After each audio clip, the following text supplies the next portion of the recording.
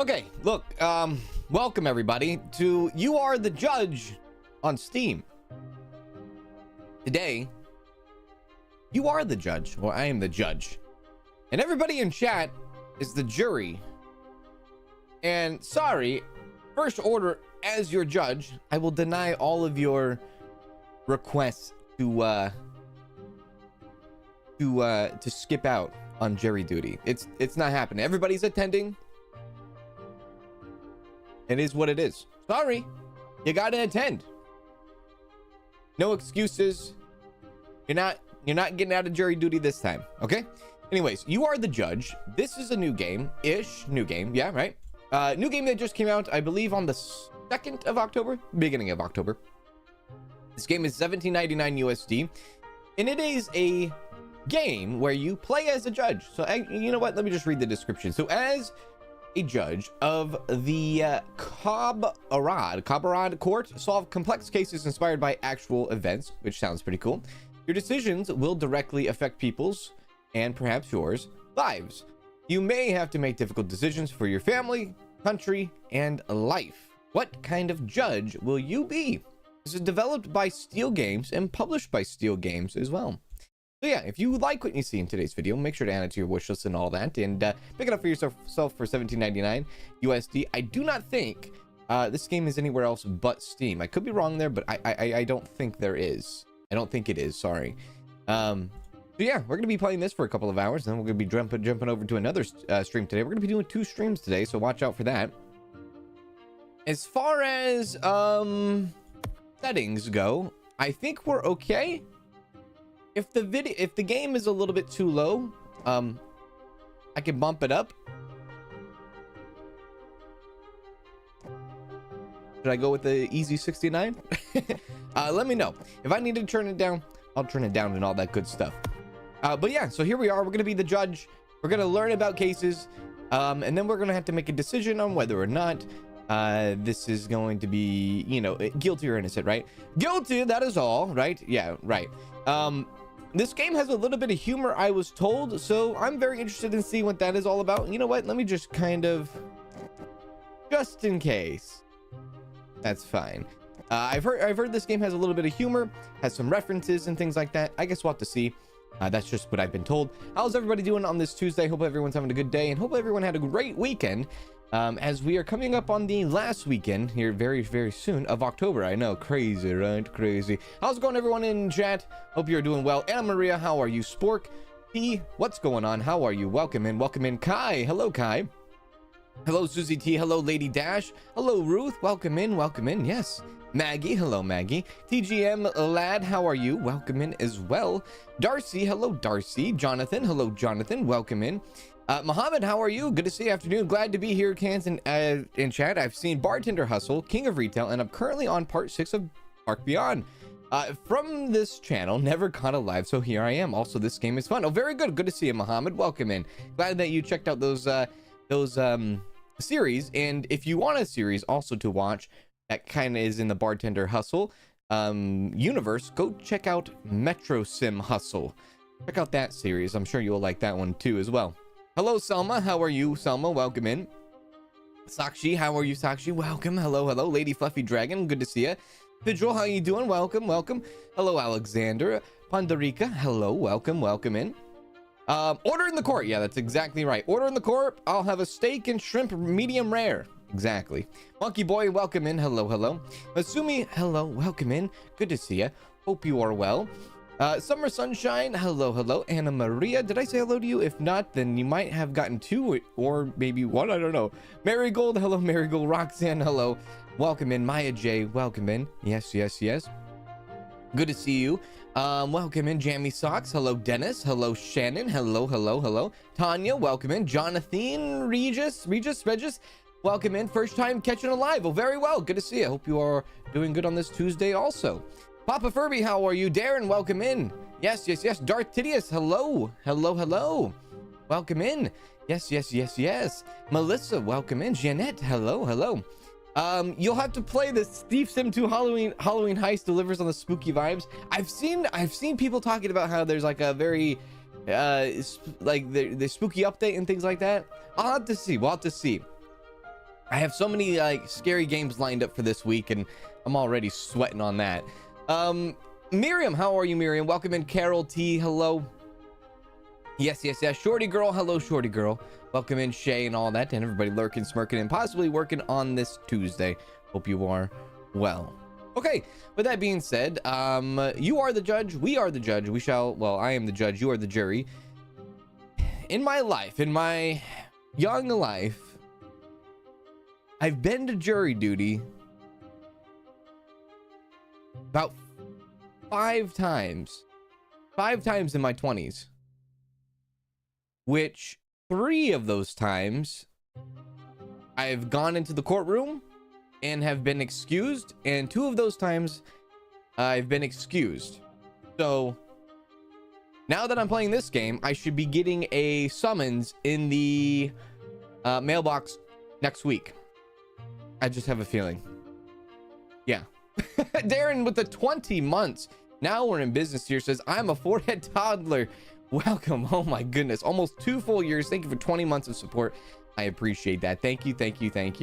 Oh, very well. Thank you so much for that. All right, here we go. New game. Whoa, new game. So the Kobardde court, and then TBA. Is there going to be more courts in the future? Oh, wow. So there might be some more. Well, I mean, this obviously kind of shows that there will be more content coming with this game in the future. I guess Kobardde court is where we will start our world, or start our destination, start our judging. Yes. Esther, how you doing, Esther? Welcome in. Yes. Tiara, hello, Tiara. Welcome in. What does it say? Right is right, even if everyone is against it, and wrong is wrong, even if everyone is for it. Here's that.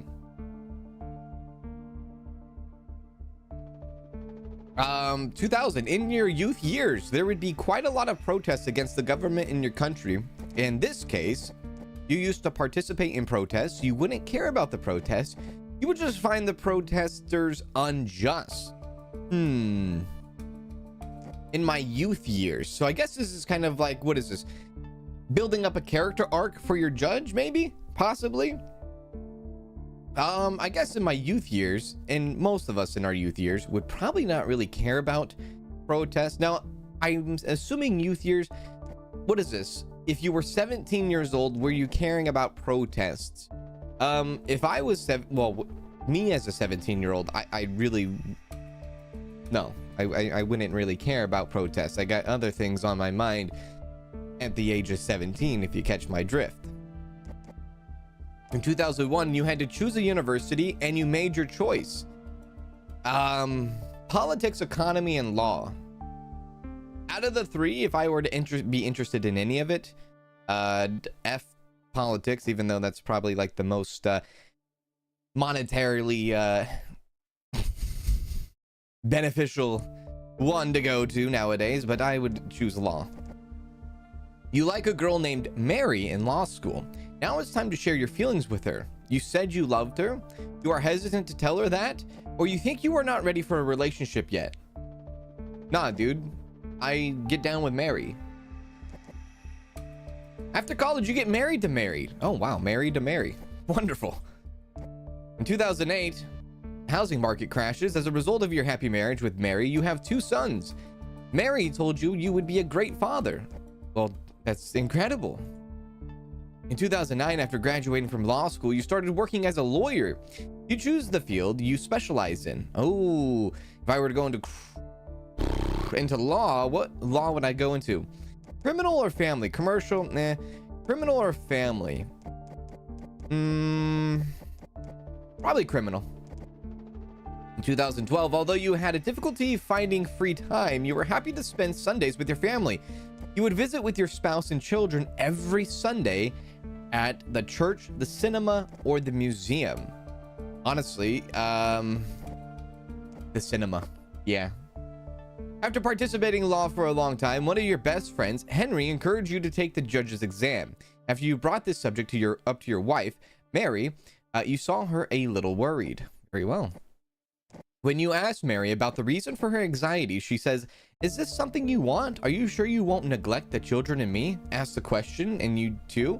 It's a very, very strong question to ask to a spouse and a loved one. If you like, that's like assuming, right? I don't know. That this will never be a problem for her and our children. You want such a career and will not give up on it, or that it would be better for both Mary and the children. I feel like even if you had some sort of suspicion, like, okay, yeah, this could take away from your family, at least maybe support your spouse, and then whatever happens in the end, you know, happens, whether good or bad. But already coming off as like skeptical, that can really already start grinding the gears, if you catch my drift. But we'll just reassure and say that this will never be a problem for her and our children. Mary said that although she didn't fully address her concerns, although she didn't fully address her concerns, she would support and always be there for you. Yeah, all right. And the long-awaited day it came. Henry, your wife, Mary, and the children were waiting for the results to be announced. While waiting for the results, we were nervous, I guess. Henry comes to you and says, "I believe you have succeeded. From now on, a whole new life begins for you," he whispered. Oh God, here we go. With the announcement of the results in 2022, you learn that your career as a judge has begun. Everyone in the house was in great joy. Mary looked a little thoughtful, but she couldn't help but rejoice. And in 2023, while you were excited about your first day of duty, you heard the horn of your driver coming from outside to take you to the office. After kissing Mary, you took your bag and set off for the office next. Choose your character. Holy hell. Yeah, so basically what this is doing is like setting up the character arc for your judge, which already seems kind of cool if you ask me. Now, everybody's wearing glasses except for one guy. This gentleman right here. Oh, wow, they actually have traits? Oh, crap, dude. All right.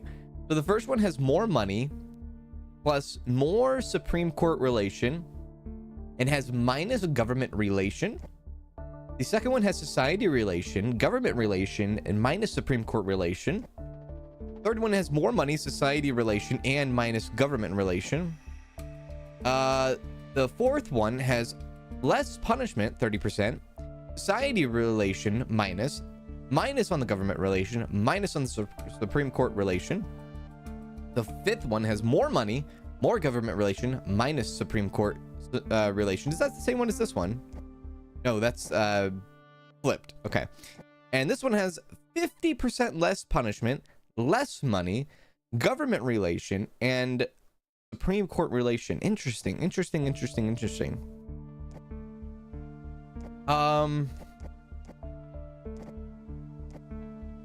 I think I'm gonna go with more money, society relation, and minus government relation. Now, we don't really know what any of this means. This is my first time playing, and maybe you've seen this game already, but I'm just gonna kind of go with my gut here. I'm gonna go with more money, society relation, and then maybe minus government relation, and not really talk about Supreme Court or anything like that. There we go. All right, I wonder like if we get a name or what that's all about. Season 1, season 2, what the frick? All right, very well.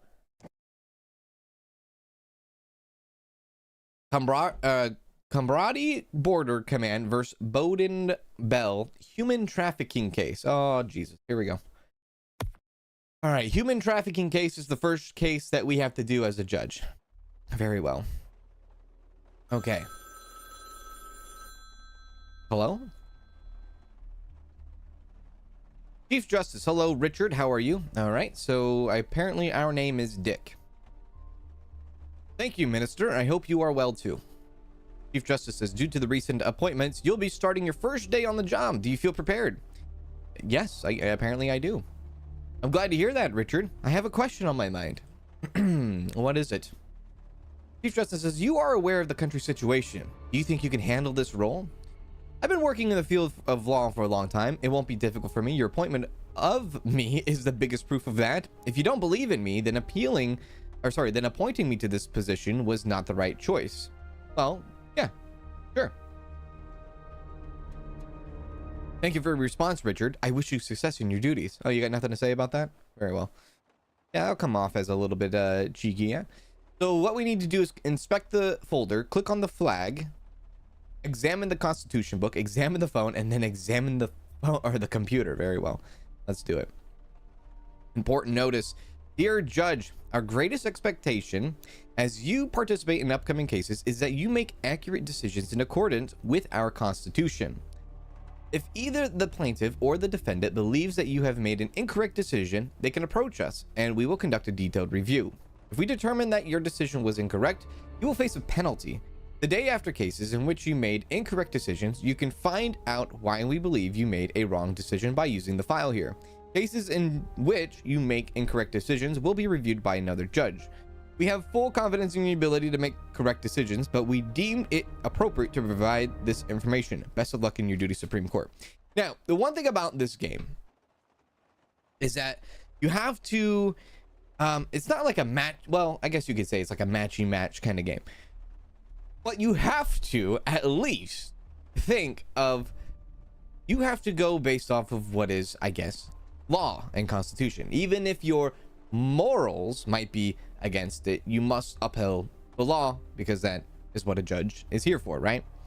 So if you do not uphold the law in the correct way, you will be penalized for it, right? Obviously, that's at least from the Supreme Court.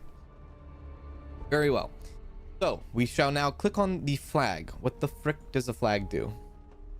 Kobardde. Kobardde is okay. So this is look, it's not like your typical, like, you know, probably it's going to be a made-up constitution, possibly. I don't even know, right? Anyways, it does seem like Papers, Please, doesn't it? I can feel you on that one. Kobardde is certainly not a normal country. Its history in particular is quite dark. There have been numerous coups in the country's past, and military juntas have ruled the nation. The people have almost become accustomed to these military coups, and it's now considered a normal situation for them. It's time for things to change. The country deserves a democratic government. Elections have been held for this purpose, and now there is a civilian constitution in place. The country is governed by the government that emerged from these elections. This new government has its share of concerns, especially considering the significant power the military has had in the country's history. One could say that Kobardde is now looking for the future with hope. After all, there is now a democratic administration in the country. This change has also affected the judiciary. Courts that were once under military control are now conducting trials in accordance with the civilian constitution. However, this situation doesn't please everyone in the country, as there is still a significant portion of the population that prefers military rule.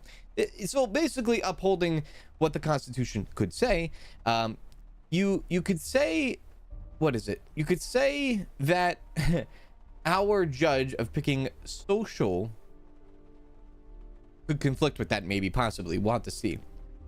While the people are divided on many issues, their fundamental goal is the unity and integrity of their country. Therefore, when it comes to their country, they can compromise on many of their beliefs. This highlights the extent to which they are a nationalistic society. Although there hasn't been a major external threat so far, there are separatist groups from different ethnic backgrounds within the country. These separatist groups have been one of the country's biggest problems throughout its history. While many people share the common belief that Kobardde's future will be bright, it's safe to say that Kobardde holds its destiny in its own hands. Each citizen will undoubtedly play a role in the country's future. Now, I wonder if there will be, I guess, in the future with the game's development, there'll be like multiple different countries you go to and whatnot.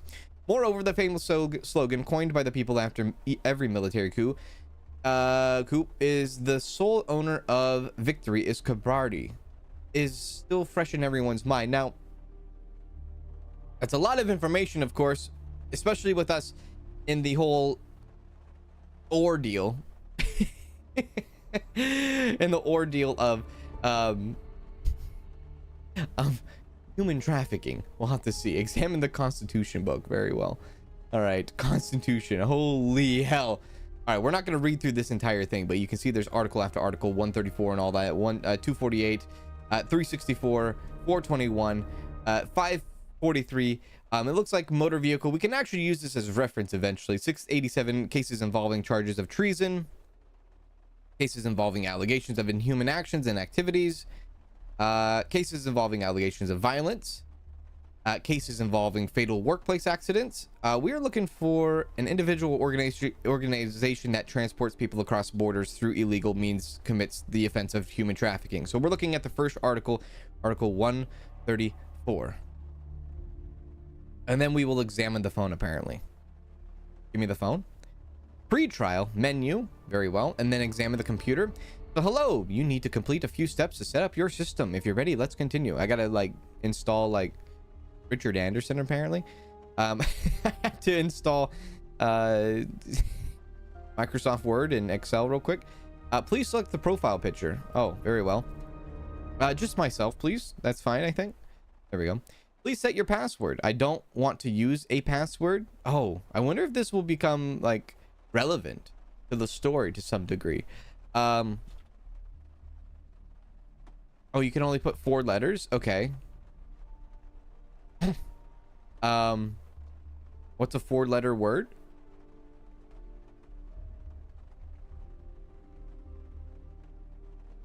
Okay. I gotta remember my password. If I forget my password, this is embarrassing. Next. Damn it, I should have used cans. I should have used cans. Son of a gun. Looks like there's Twitter, social, browser, mail, notepad, social, and all that. Very well, very well, very well. All right, so the ministry, I can't believe I didn't use cans. What's a 4-letter word? Cans. You actual idiot. Actually, let me look into this real quick. Forgot your password? Possibly. Browser, so you can search bank meeting. Oh my gosh, there's a lot of things going on here. How cool. Mail. Human trafficking case. Very well. Job description. Hello. Oh my lord, who's my assistant? Robin Harris, apparently. Firstly, I'd like to wish you a success in your new role.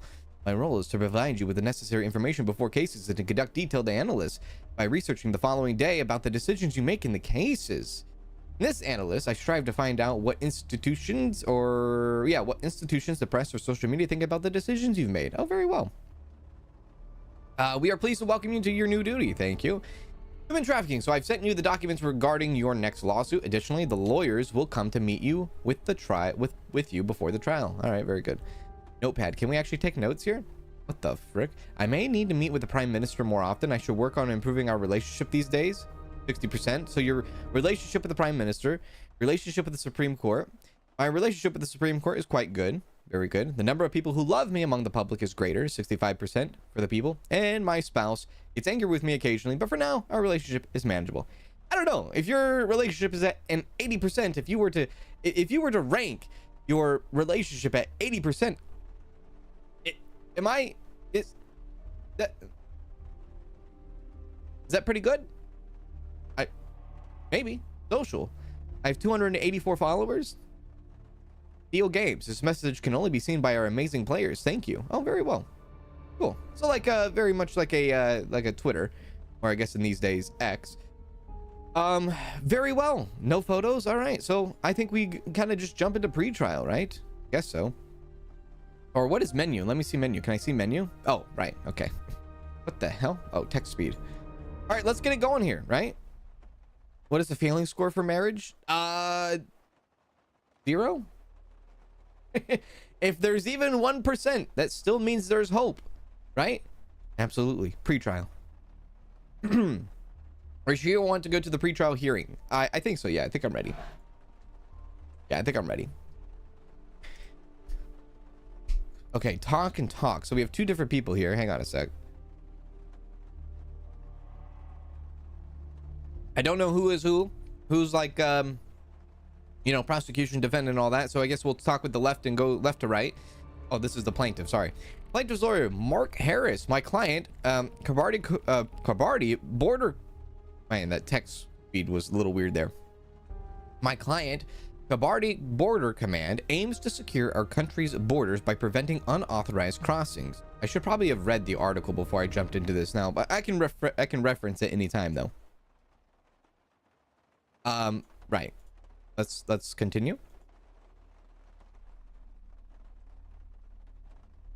Did I break the game? Strike 1. Did I break the game already?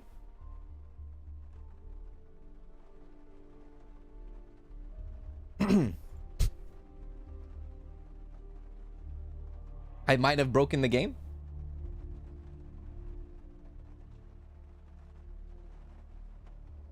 There's a good chance I did. Oh, there we go. However, it has been discovered that the defendant who works at the border post allows undocumented immigrants who had previously arranged with human traffickers to enter the country during his working hours. You will agree that this is an extremely serious and significant matter that jeopardizes our country's security. Therefore, we request his trial and the imposition of the necessary penalties. Okay. So I had to hit escape instead of click, which is a little interesting. Okay, back to that. Okay, can I talk to you? Defendant's lawyer, Rebecca White, says, my client, Bowden Bell, indeed works under the Kobardde Border Command at the border post. He's a dedicated citizen who is loyal to his homeland and understands the importance of his duties and responsibilities. Pre-trial. We already know what kind of this is like going to be and whatnot. Evidence is going to be key, right? Obviously. There is no basis for him to engage in any activities outside his job description. We firmly deny the plaintiff's allegations to request the acquittal of my client. Questions. My client has no objection regarding the case. My client has no objection regarding the case. What? Go to the case? Okay, I don't... Right. Was that my questions? Very well. Oh, goodness gracious. Hello. Good, I have the law book here. Please choose a card before proceeding. So this is an interesting thing about this game. I think the randomness of the cards helps affect what's going to happen going into the future of this case and maybe even future cases. I'm not sure. But I'm just going to go ahead and pick a random card and see. So this one. You will receive $50 in cash. What? Okay. Very well. Okay. I will receive $50 in cash. Order in the court. Hey, settle down.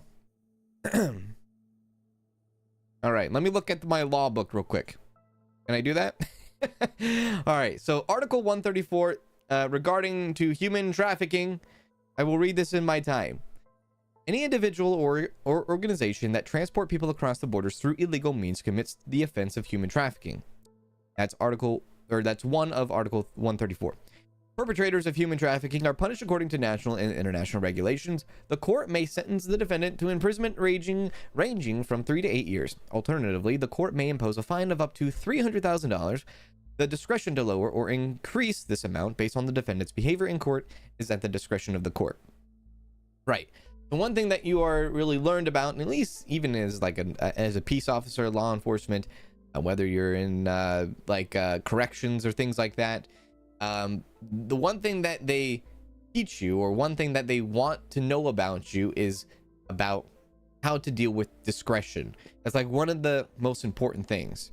But anyways, I'm not going to dive into discretion, but just know that discretion will have to determine what, like it said, based off of the people and how rowdy they get, right?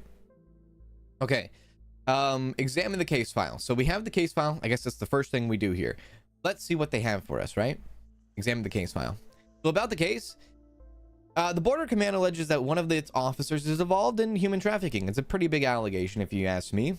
They claim that during his working hours, he illegally allows undocumented immigrants into the country and profits from it.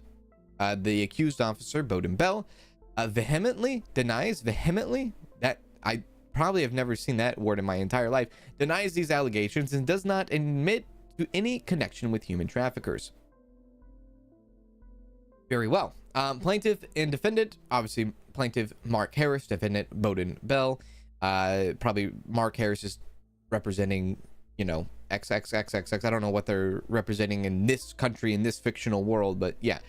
There are witnesses. Apparently there's 2 soldiers, Andrew Turner, Jeffrey Clark, and then the evidence of this is based off of just security cam footage. Now, if we have ever heard of the word hearsay, just, you're probably very, very, especially from last year, if you've ever heard hearsay, I'm sure a lot of us are probably, if you're into kind of law and stuff like that, you probably know the term hearsay. Anyways, so that's our case details. Examine the pretrial hearing records. So yes, let's do exactly that. What do we have here? So talk, file, checklist, pretrial, note, evidence, law, decision, tab, history, and all that. So examine the pretrial hearing records. Let me see about this. Hang on a sec. Oh, we just opened up the tablet. Does this actually show all the evidence? Oh, it does. Oh, very well. Security cam footage. I feel like I'm jumping in it way too early. Notepad. Take a note. Oh, you can take notes. Oh, very good. I like that. Very good. Very good. Very good. Check the list. Check the list and check it twice. Let's check the list. The plaintiff was heard. Defendant was heard. Witnesses were heard. The files were examined. Okay, very good. So can we hear from these people? Yeah. Can we hear from what they have to say about anything? Oh, is that the microphone? No. Can I click on you guys? Let's talk. Can we talk? Plaintiff Mark Harris. So in this case, I don't know who would talk first. I guess the plaintiff would talk first, right? Yeah, Mark Harris. Let's talk. Preparation. Here we go. Mark Harris. So, wait, we asked him the questions here. Is that what we're doing here? Judge Richards says, what the frick? The microphone's in the way. Your claim is that the defendant misused his official position. Do you have any evidence to support your claim? Reasonable, I guess, right? I will listen to them first before I look at the evidence. I think that's, yeah. Your Honor, esteemed members of the court, we have determined that the defendant was not at his duty station during his working hours. Okay. We request the examination of the footage provided to the court and the testimony of witnesses who were on duty at the same hours. Okay. Seems right. It seems reasonable, I guess, right? What evidence obtained by Kobardde Border Command supports the allegations of human trafficking against the defendant? I'll be talking about the security footage, right? The Border Command has security camera footage that supports the mentioned allegations and serves as a clear, indisputable evidence. Despite such compelling evidence, the defendant refuses to admit his guilt and continues to waste the court's valuable time. We request that this will be taken into consideration. Additionally, you can see in the security camera footage that his weapon is near the wires. Okay, very well. What sanctions do you request within the framework of your allegations of human trafficking? In line with the allegations, we request that the defendant be tried for human trafficking and be sentenced to the harshest penalty under Article 134. Oh, it went away. Migration is a fundamental right. You cannot prevent. Order. Sit down. Order is being restored in the court. Sorry, what were you saying? In line with the allegation, we request that the defendant be tried for human trafficking and be sentenced to the harshest penalty under Article 134, Paragraph 3 of the Constitution. As mentioned before, we also request this consideration of an increased penalty for the defendant's abuse of the court's time by denying his crime. Very well. Furthermore, we reserve our right to file a compensation claim. Okay, let's calm down here. Okay. Mark Harris, apparently criminal record, none. If he's I hope he has no criminal record at least. All right, we will stop listening to you. Drag window. Can I actually move this? Oh, you can. Oh, very good. Oh, that's cool. Nice. Okay. So that's what the plaintiff has to say. We will end listening. The conversation is being ended. So what we'll do is we'll dive into the security footage and see what is actually being, going on there. And we will then maybe talk to the defendant, and then maybe we'll get like witness accounts, possibly. I don't know. Should we go like video camera or footage? Should I go witnesses, then camera? Or should I go camera, witness, defendant? Or should I go defendant, camera, witnesses? I don't know which order I should go down. Should I go witnesses first? Okay, witnesses first. Hey, Julie, how you doing? Hey, Amber's time online. How is it going? What's going on? Serendipity, hello. Hello, Lusk. Witnesses and then the evidence? Okay, let's listen to witness Andrew Turner. Let's see here. Can you confirm? All right, so can you confirm that you worked alongside the defendant at the border post? Now, Andrew Turner, as you can see above my head, you can see some more details about these people. He's 42 years old. He's no criminal record. If he was a witness who had a criminal record, not to be like, you know, judgmental or anything, you maybe have a right to be skeptical. I don't know. I'm a terrible judge. Yes, sir. Please forgive my excitement. This is my first time appearing in court. You're 42 years old and never been to like jury duty. And it's quite an experience beyond watching it on TV. All right. So I guess we're in a different like fictional country, but yeah. Okay. Very well.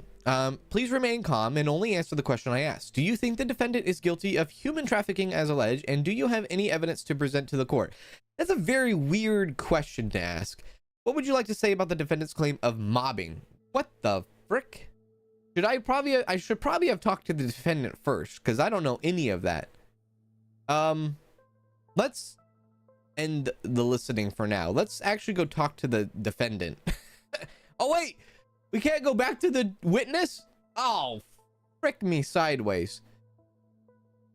Yeah, I should have probably went down the ladder, huh? Mobbing? What the frick was he talking about mobbing?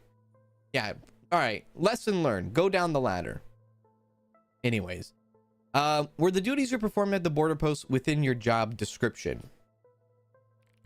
Your Honor, the duties I performed at the border post are within my job description, and I aim to ensure the security of our homeland. This is obviously the defendant, age 27, criminal record, none.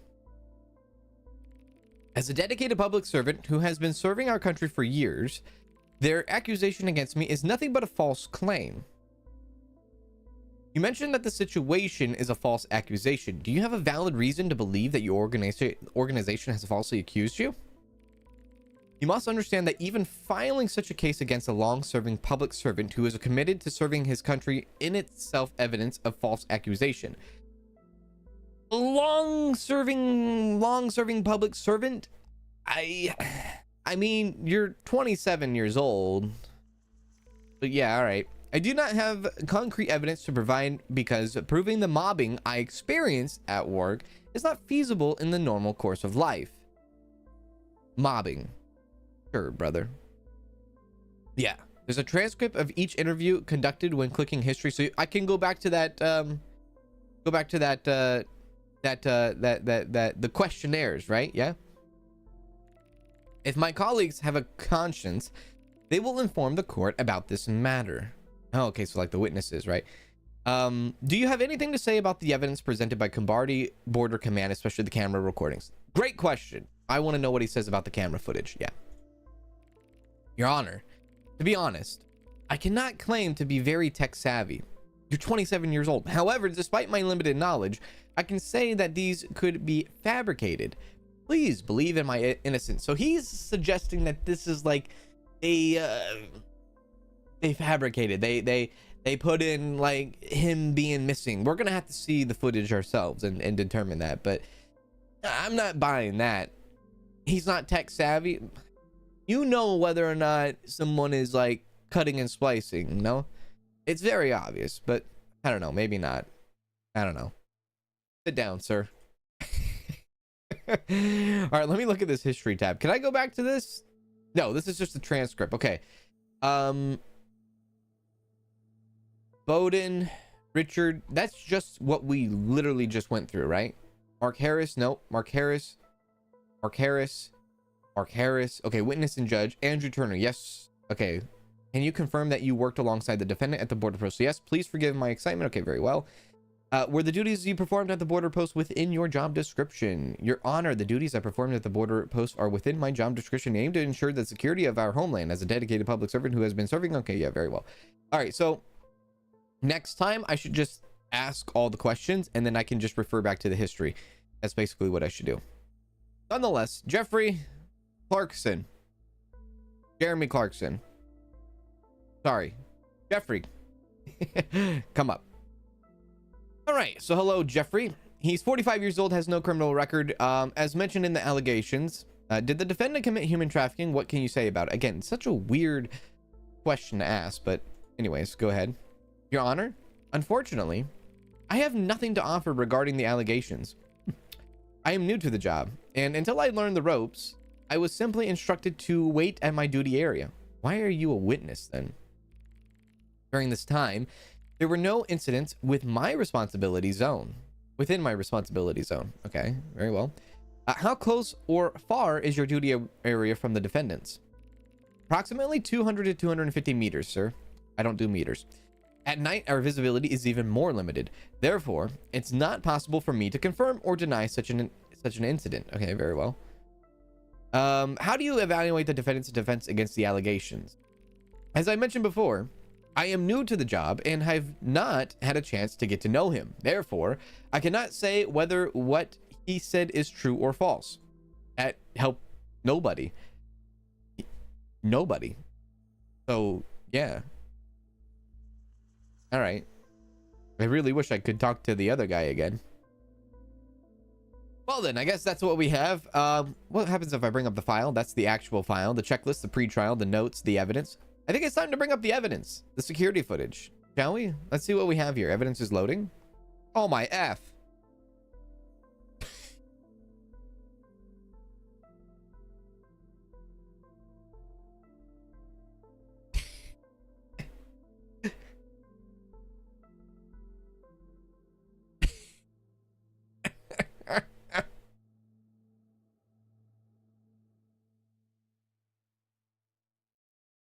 All this shows is people going under the fence. That's all this show. It doesn't show anything whether like somebody left their post or not. It just shows people crossing illegally. Okay. Okay. I mean, all right. Okay. Let me just look at the law again, shall we? Any individual or organization that transports people across borders through illegal means commits the offense of human trafficking. So, I mean, really the one thing that we have here is our defendant saw what was going on and didn't report the crime of people crossing the border illegally, right? But how do we know he was not at his post and he saw it intentionally and let them do it? To me, I don't know. But yeah. Pre-trial. Let me examine this again. I gotta examine this. Okay, so the plaintiff says they aim to secure the country's borders by preventing unauthorized crossings. However, it has been discovered that the defendant who works at the border post allows undocumented immigrants who had previously arranged with human traffickers to enter the country during his working hours. We will agree that this is an extremely serious, significant matter that jeopardizes our country's security. Therefore, we request his trial in the imposition of the necessary penalties. My client, Bowden Bell, indeed works under the border command at the border post. He is a dedicated citizen who is loyal to the homeland and understands the importance of his duties and responsibility. There is no basis for him to engage in activities outside his job description. We firmly deny that the plaintiff's allegations and request the acquittal of my client. I mean, based off of the evidence, we know that somebody's letting somebody let people in, right? I don't know. I don't feel comfortable. Like, how do we know that's his camera footage, right? I have so many questions. That's all we can go off of is just that camera. Nobody. Oh my God. I guess we have to make a decision.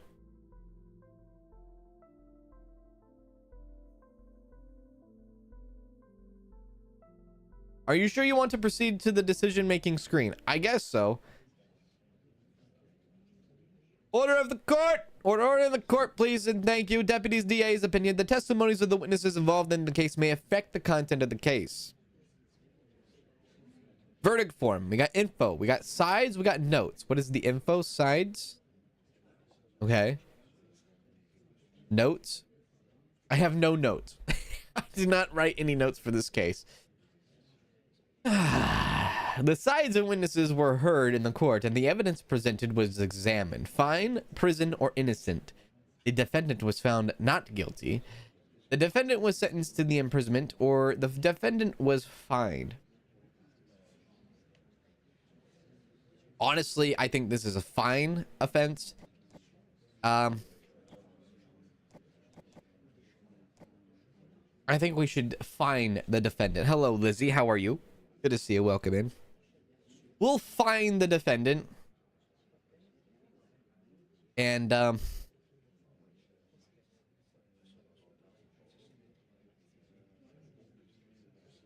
maximum penalty was $300,000. 3 million? No. We'll find him. It was 2 people. Okay, look here. It wasn't like he was letting. I'm gonna go $50,000. $50,000 fine, no prison time. $25,000 for each person that crossed. He might be innocent. I don't know. This case will be re-examined, and I'm kind of excited to see how the game reviews the case and see if we did something wrong or bad. I don't feel comfortable, but I feel like this is like your first case, and the game is trying to guide you in some regard. So I don't know, dude. Am I a terrible judge? Probably. Plaintiff has won. Judge Richard or Dick has now concluded. Savings. End of the day. Savings of $600. Salary $150. Rent $40. Invoice $15. Food $23. Shopping $10. Penalty $0. So we have to worry about rent, invoices, food, and shopping. I didn't know we had to worry about all this stuff.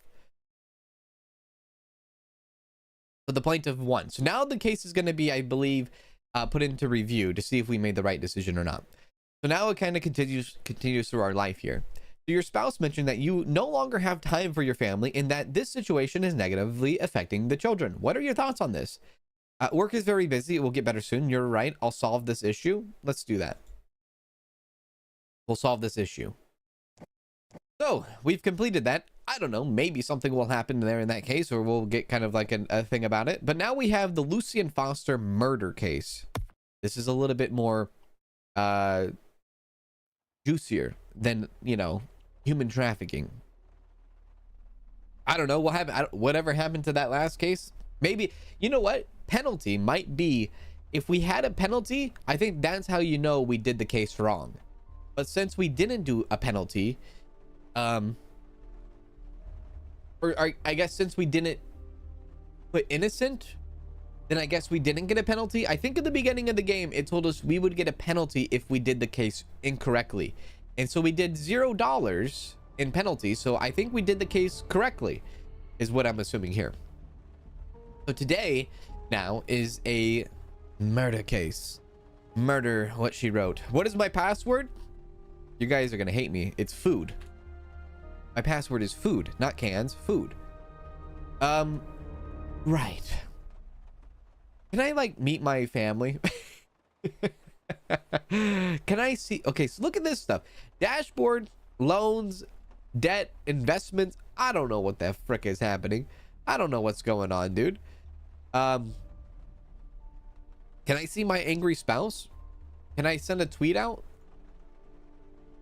Oh, new post. When making decisions about a case, we occasionally bend. When making decisions about cases, we occasionally bend the laws if necessary to respect the laws of the utmost importance of the civil servants in our country. And I sent a tweet. My first tweet. Thank you. Yeah. All right. Very good. Hey Minja, how are you? Okay, so we have a murder case. So let's look over the constitution of this. I think this probably shouldn't be like, you know, too hard to figure out. But Article 248, any person who intentionally causes the death of another person shall be deemed to have committed the offense of homicide. Paragraph 2, if the crime of murder is considered to be a result of a discrimination based on factors such as religion, language, or race, it is punished with even more severity. The crime of a murder is committed with a sense of brutality and premeditation. It starts from 18 years and can be increased up to 100 years in prison. And then the case notes, please. That over here.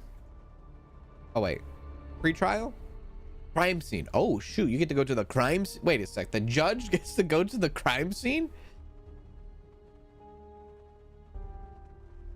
Are you sure you want to go to the crime scene? I guess so. I guess it's not unheard of a judge to go to a scene, right? You can click on the points marked with arrows to obtain detailed information about the evidence at the crime scene. Very well. Oh god, it's in a container. Okay, so police record information. Description. At the crime scene, a corpse identified to belong to Miles Peter was discovered within a container. Additionally, a strong odor is present inside the container. The container is a cold storage unit. Upon a thorough examination of the corpse, it was determined that there are signs of physical assault. Furthermore, there are instances of frostbite and loss of function in various limbs of the deceased. Very well. Okay. That's the only scene that we have here. So frostbite. Physical altercation. Can we get an autopsy report, or are we our own autopsy? So I think there's just one scene. Very well. Can I put that in my personal notes? Yeah. Sounds like Spider-Man stuff. I know, right? Let's see. I'm gonna try this out. We're gonna go food. Notepad. Never mind. Incorrect. So we know they have a physical altercation. And we know they have some sort of frostbite, like as if they were maybe there for a while or something. Let's do the pretrial. Let's hear from the plaintiff and the defendants, or the attorneys, I guess. Right? I'm assuming plaintiff is always on the left side. Yeah, plaintiff's lawyer. The body of Miles Peter was discovered inside a frozen food container during routine inspections at the port. Following a thorough investigation by our prosecution, it has been determined, based on witnesses' testimonies and examined evidence, that the incident was committed by Lucian Foster, the CEO of the container's owner company. Therefore, we request the punishment of the defendant. Okay, very well. The defendant's lawyer. My client, Lucian Foster, is a prominent and respected businessman. We acknowledge that there was a heated argument between him and the deceased due to the engine failure experienced during the recent ship voyage. However, Lucian Foster has not seen the deceased after that argument. He personally desires a thorough investigation to shed light on this unfortunate incident. However, he denies the murder questions. My client has no objection regarding the case. Okay, very well. Go to the case. Here we go. Order. Shut up. Your relationship with the public will increase by 5 points. All right, very well. All right. Sit down. Lawsuit begins. That's the defendant right there. All right, very well. Hello, everybody. We are here on behalf of the family of Miles Peter. Okay. Open up the case file. So, during routine inspections of the Kobardde port, a frozen food container. Okay, so it's a frozen food container was opened, revealing the lifeless body of a man. It was later determined that the deceased was Miles Peter, an employee of the container's owner company and a ship engineer. The ship experienced a major engine failure in the ocean, and it was learned that this happened due to Miles Peter's failure to conduct adequate checks before the ship's departure. Upon hearing about this, the CEO of the company, Lucian Foster, is reported to have engaged in a heated argument and even physical altercation with Miles Peter. So a couple of things I'm thinking in my head here, but I'll wait on this. My thoughts is, yes, they probably had an argument. You know what? I'll let the game speak for itself. I'm not even gonna try to. If I try to predict something, I'm gonna mess myself up, right? So we know the plaintiff, we know the defendant, we have the witnesses here. Worker Robert Taylor, security Charles Martinez, worker Brian Scott, officer Ronald Hall. Evidence: we have security cam footage, we have a diagnosis report, we have an autopsy report, and we have a container. This is a heavy duty case. Yeah, this is a heavy duty case. So first thing we will do is we will hear the plaintiff out. So our checklist, we even have it here. Hear the defendant, hear the plaintiff, hear the defendant, then hear the witnesses. So yeah. That's what we'll do. All right, plaintiff, let's get it going. Okay, Harper Actual Gray. Under what circumstances and how was the body of Miles Peter found? Miles Peter's body was found during routine inspections inside of a frozen food container. All right. So what are the grounds for the allegations of a heated argument and fight between Lucien Foster and Miles Peter? According to the statements from the ship's crew, there was a significant argument and physical altercation between Lucien and Miles Peter. Very well. What is the connection between the death of Miles Peter and Lucien Foster? Based on our investigations and witness testimonies, it is alleged that Miles Peter's death was caused by Lucien Foster. I don't really know if you actually like answered the question there, but that's fine. Yeah.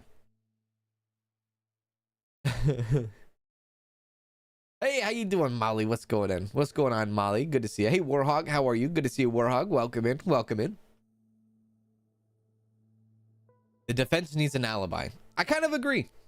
And we'll have to see what this is. So, this attorney has no criminal record. That's good. So, we'll end the listening. Well, let's talk to the defendant, shall we? Let's do it. Defendant, what do you have to say, Lucien Foster? He admits, right? He said that he admits that there was a physical altercation. Now, Lucien Foster, as you can see flashing red, already has a criminal record. So, whoop, a little bit of a alert, baby, alert.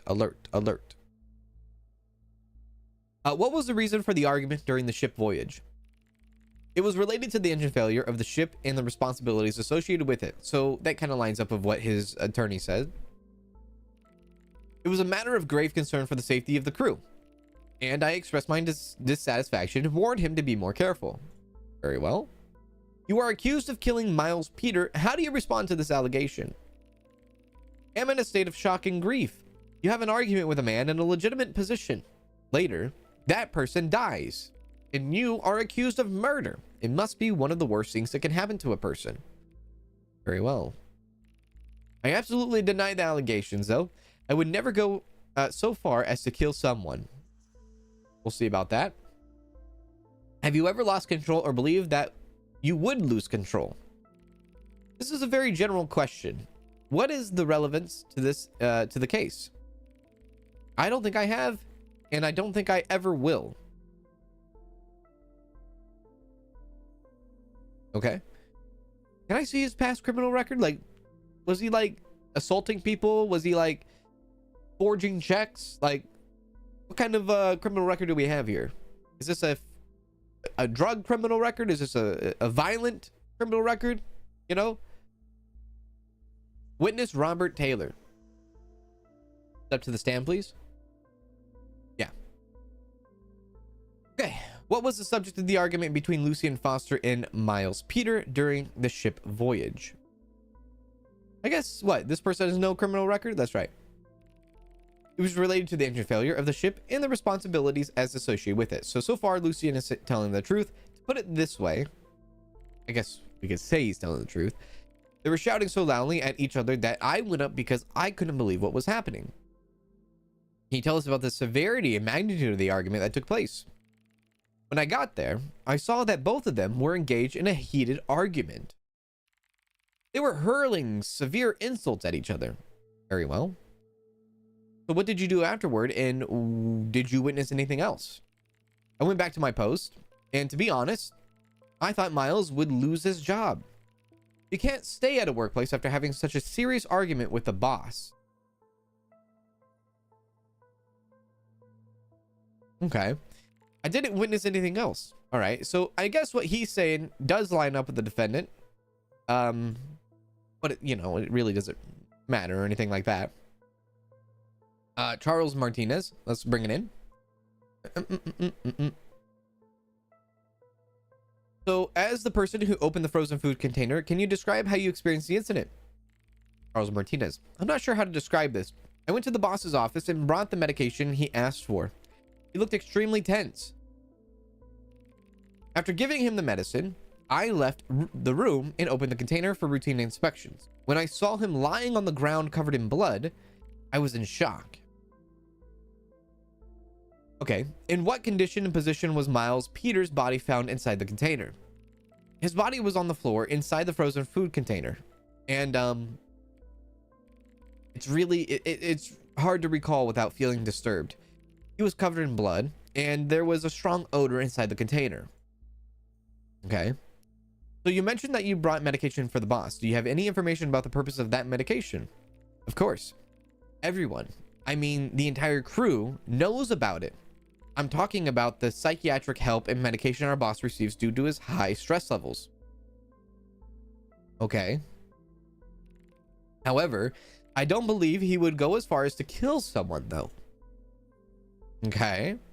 So we know, I guess, that he takes some medicine for possible anger issues, maybe something more severe than that. Something there to control and stabilize him in some way, some form, I guess. Let's see. Thank you for the 1 month of support. I appreciate that. Thank you very much. Appreciate that. Hope you are well.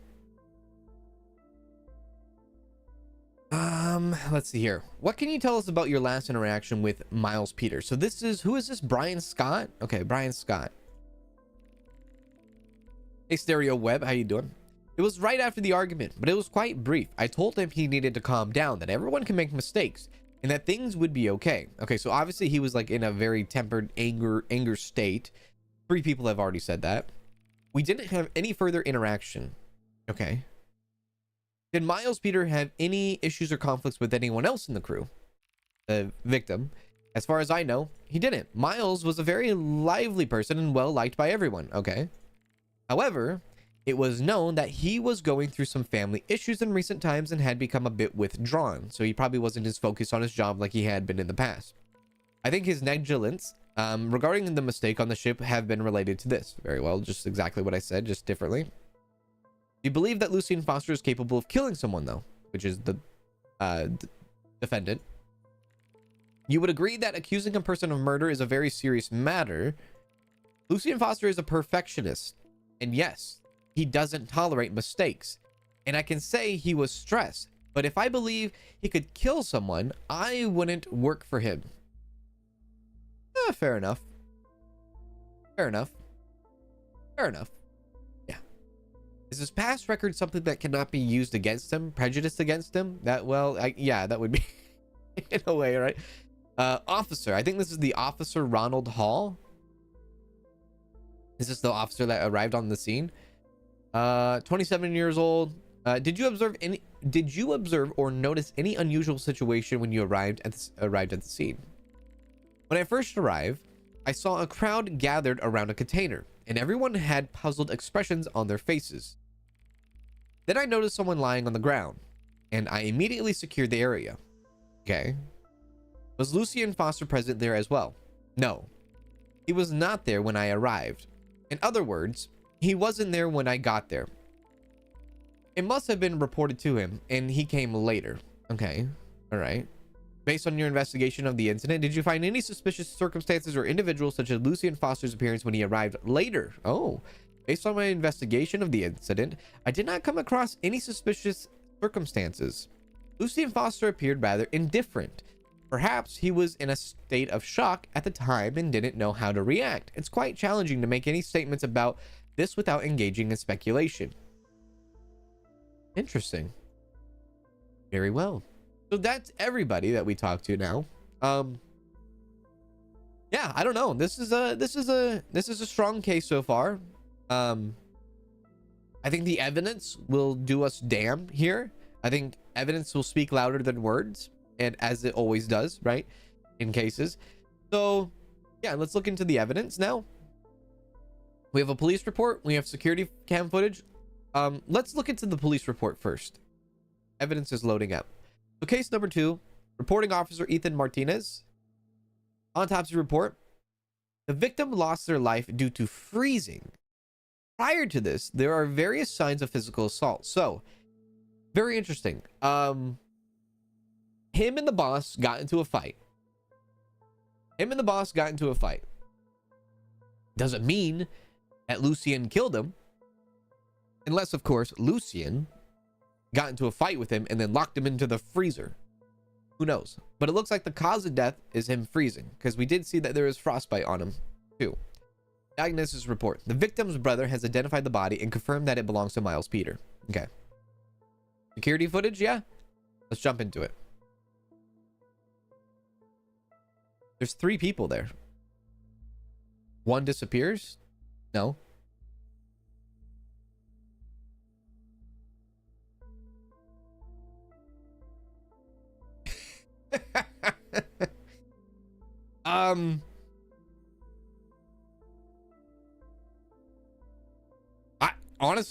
What?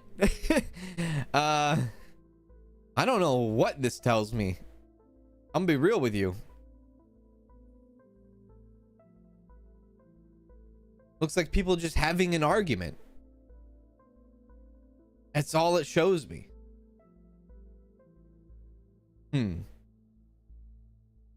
That's the only evidence we have on this case?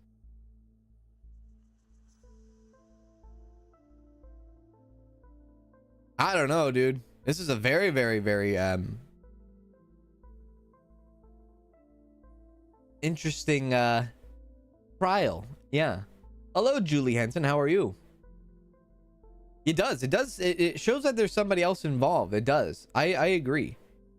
But I don't know if that's the person that came that said, oh, hey, here's your medicine, boss. The autopsy shows that the person died due to freezing, and not physical altercation. What's the pre-trial again? I don't think there's enough evidence here. I don't think there's enough evidence. Hey, Maddie. How are you, Maddie? Hey, Floatery B. How are you? Good to oh, see ya, Floatery B. Do take care. Looks like the plaintiff needs to work on their evidence. I agree. Hey, Digger Payne. How are you? If the physical assault is involved, the accused should also have injury marks. I agree to some extent, unless it was a surprise attack. Yeah, I don't think there's enough evidence. Let's look at the law here. Let's read what the law says. So Article 248, any person who intentionally causes the death of another person shall be deemed to have committed the offense of homicide. The crime of murder is considered to be a result of a discrimination base, which there's no discrimination here. If the murder is committed with a sense of brutality and premeditation, honestly, there's nothing really to show there. I think he's I don't think there's I think he's innocent. Yeah, I think he's innocent. Looks like there's a let's look at the camera again, shall we?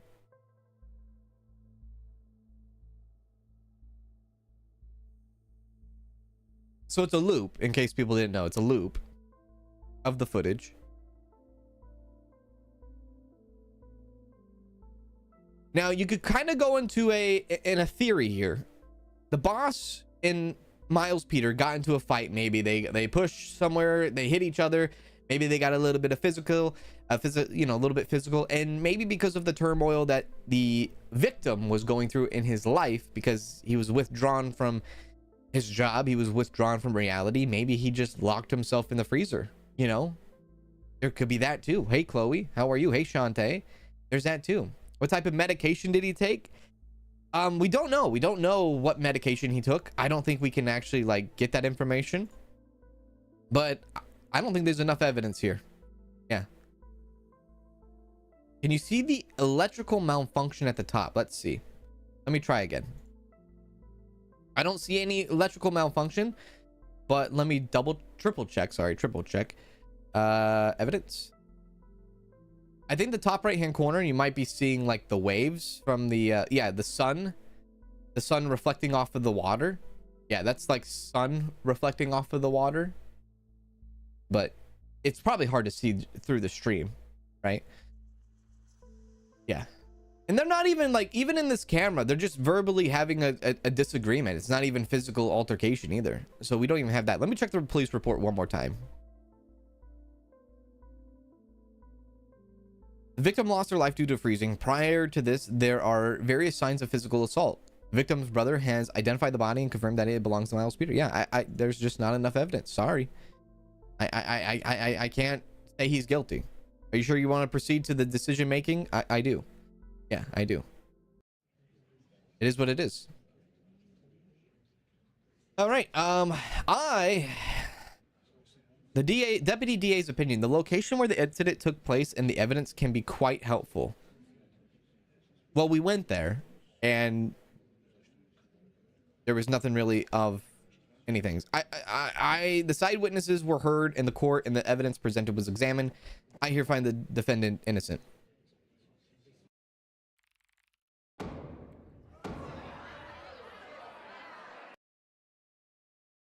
Ah, I did it correct. No penalty. He was innocent.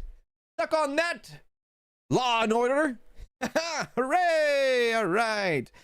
Savings $662. We got a $150 salary, rent $40, invoice $15, food $20, and fuel $25. So we did it correctly. Yeah, we did it correctly. What was the fine option? So in some cases you can give them a fine, a penalty, which in our last case we actually did give a fine and penalty for. But in this case we found the defendant innocent, and that was the correct decision. Yeah, there you go. So the government is working on a new immigration bill. What are your thoughts on this matter?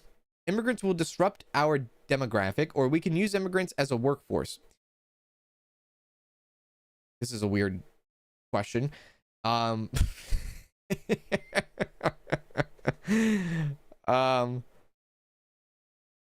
not a third option to this. Right. We can use immigrants as a workforce. Very well. Okay. All right. So, next case. What is this? Albert Neuron versus Kobardde Prison Administration. This is a rights infringement lawsuit. So somebody infringing on somebody's rights. Oh, this is going to be a complicated matter now, isn't it? No comment should be an option. I agree. Ah! Hello? Why is it always raining? Prime Minister. It was Richard, right? It's you can call me Dick. Dick Harper, to be exact. Yes, Prime Minister. I didn't want our first meeting to be about such a matter. I don't quite understand, Prime Minister. The public is eagerly awaiting today's verdict in the case. I have full faith that you will do what is right for our country and won't prolong the issue. I don't quite understand what you're saying. It seems I need to be a bit clearer. You won't punish a government institution for doing what's necessary, will you? The verdict in the case will be determined in the courtroom. Making such a request is highly inappropriate. I must have misunderstood you. Of course, the reputation of our country's institution is much more important than that of a convict. Oh my God. Jesus Christ. No, the verdict in the case will be determined in the courtroom. You now know my decision. We can talk again after the trial if necessary. Good luck. Okay. Very well. Right. So yeah, let's see what this whole infringement is. Hello, Amanda. How are you? T3F13. How you doing, T3? What's happening? What's happening? You're gonna have some biscuits, some tea and biscuits, yeah? Oh, you can click on the criminal report if they have one. Oh, I'm gonna have to do that. Or the criminal record. I had to do that. Okay.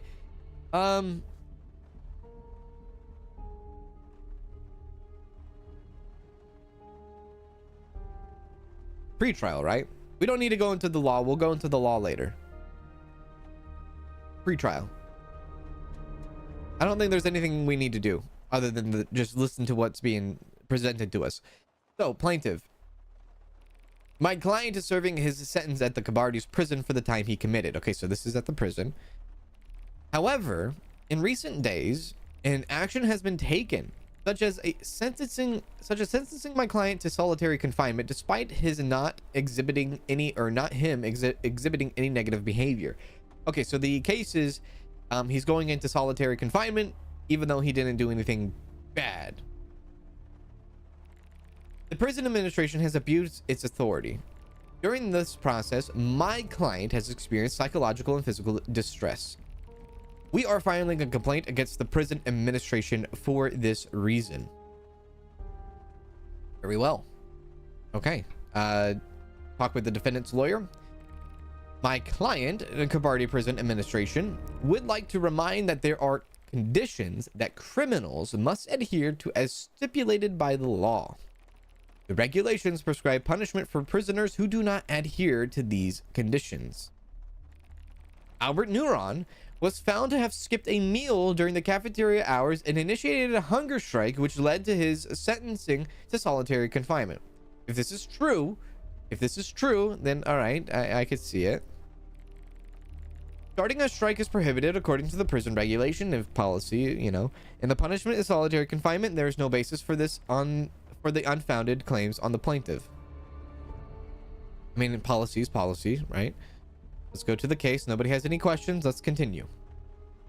Yeah. Oh, you could check the newspaper and tweet if you like under the hashtag. Isn't checking the newspaper like a mistrial though?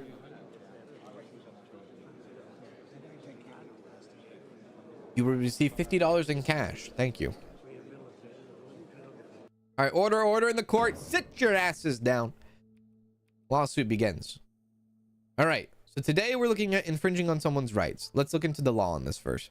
Article 364 in paragraph 1. Prisoners may file a lawsuit in court against penalties imposed on them by the prison administration. This happens a lot in real life, especially in county jails. This happens all the time. The court assesses the legality and proportionately of the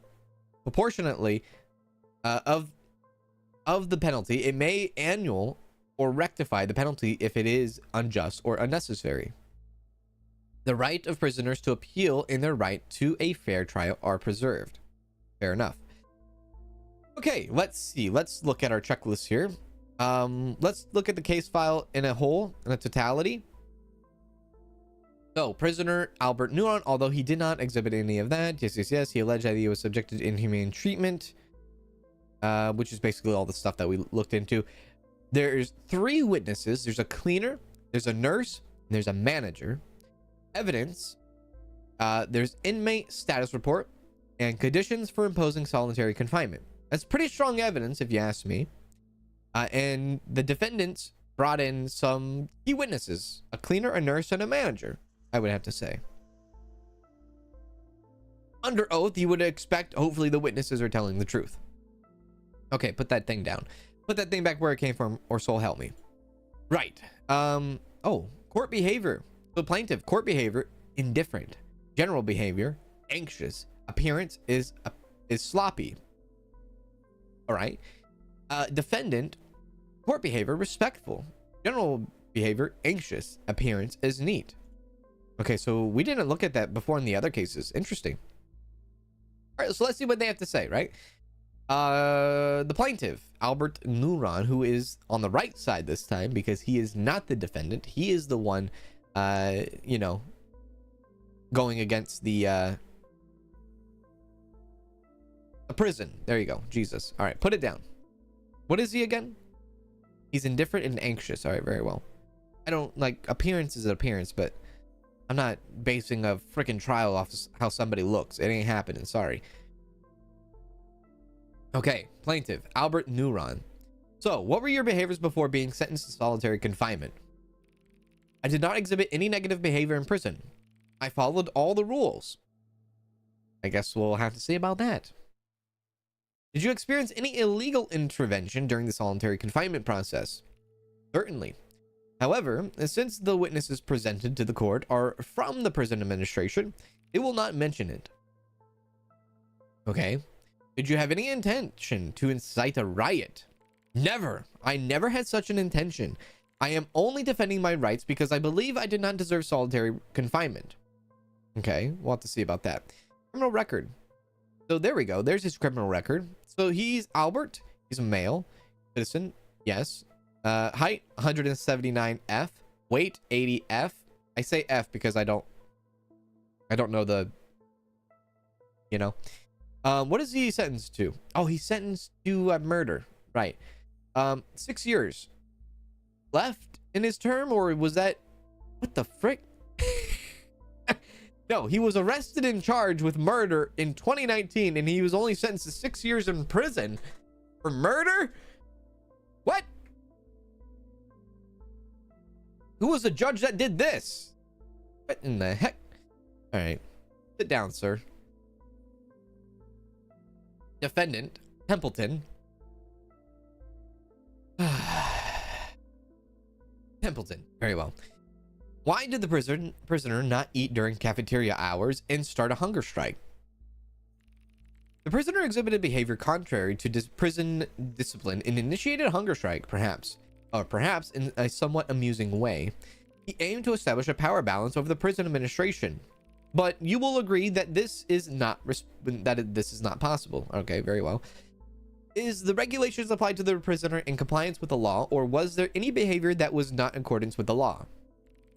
It is entirely in compliance, sir. As you know, there are certain provisions under Article 13 for such situations. The prison administration has used its authority within the framework of the regulations to maintain order. Okay. How is the situation of prisoner sentenced to solitary confinement evaluated? Yeah. How is this yeah. The situation of prisoners sentenced to solitary confinement is evaluated based on their non-compliance with the prison regulations, and the appropriate punishment is applied. So if they are not compliant, they go to solitary confinement. We got to figure out how he was not like confinement or confined, or how he was not how he was against policy, I guess you could say. Hello, Shelly B. How are you?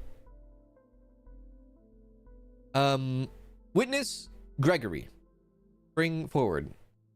Who are you, sir? Are you the cleaner? What are you? I wish it would tell like what their job description is. Can you provide information about the behavior of the prisoner sentenced to solitary confinement? The prisoner lifted the tray placed in front of him and threw it on the floor. Afterwards, he started yelling, "Hunger strike, revolt, don't be a herd, hunger strike." What was the psychological condition of the prisoner before being sentenced to solitary confinement? Is this the nurse, maybe? There was no noticeable or unusual change in his general mood before. However, I can say that he exhibited more tense behavior after solitary confinement.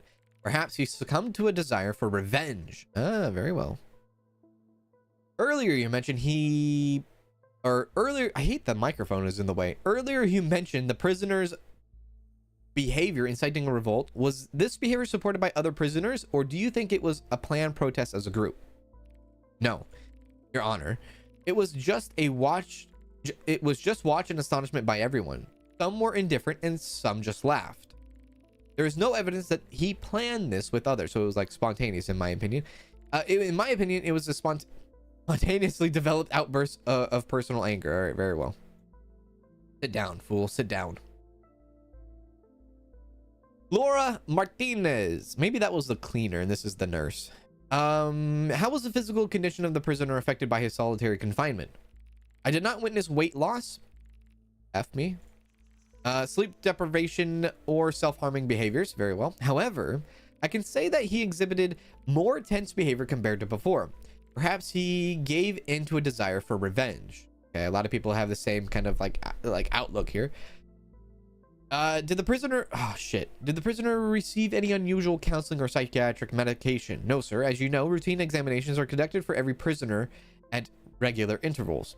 There was no need for additional counseling or medication for the prisoner. Okay, very well. Do you have anything to add about the mental health of the prisoner, or do you have any recommendations for the court or the prison administration? The prisoner currently does not have any mental health issues, sir. I believe that the prisoner administration should keep him separate and monitor the process. All right, so that had to have been the nurse then. Very well. The last witness is Terry Wright. So what do you know about the situation of the prisoner sentenced to solitary confinement? The prisoner's behavior was evaluated according to the prison regulations and acted upon in coordinates with the law, sir. Was there any situations or proportionate intervention that would negatively affect the prisoner psychologically? Frankly, there is no evidence of such a thing. Okay. To maintain order, the regulations stipulated by the law were followed. Interesting. What are your thoughts on the prisoner's allegations? Your Honor, Prisoners sometimes exhibit such behaviors to escape from their environment, which, look, not to say that every prisoner, every inmate is wrong in making cases against officers, correctional officers, whatever it be, because sometimes it's true. Correctional officers, because of stress in their own environment, will sometimes break the law and do things they shouldn't. But then also vice versa, as he says, prisoners, inmates would like to cause a stir, cause a case, just to get out of the mundane routine that they do every day, right? So if you're in prison for 20, 30 years, you're going to be doing the same thing over and over, right? So I'm bored. You know, let's do something. Let me get out of this room and get the, attention that I'm deserving, or desiring, I should say. Just, saying. Since I am not fully informed about the events in the current case, it would not be ethical for me to make a definitive statement. Very well. Sit down. All right, so now we get to look at the evidence. Let me actually look at my checklist real quick. Files were examined. Yeah, let's do the files. The files? Files? That's the files, right? The files were examined. That's plural, baby. There more? No, okay. Yeah. Evidence. We'll look at evidence. The police report. So there's only a police report for this. Inmate status report. It has been determined that the inmate initiated a hunger strike due to not eating for an extended period of time. Therefore, it has been decided to send the inmate to solitary confinement. Conditions for imposing solitary confinement, Article 13. If an inmate initiates or attempts a hunger strike, they shall be subject to solitary confinement. Yeah, I could see that. I mean, yeah.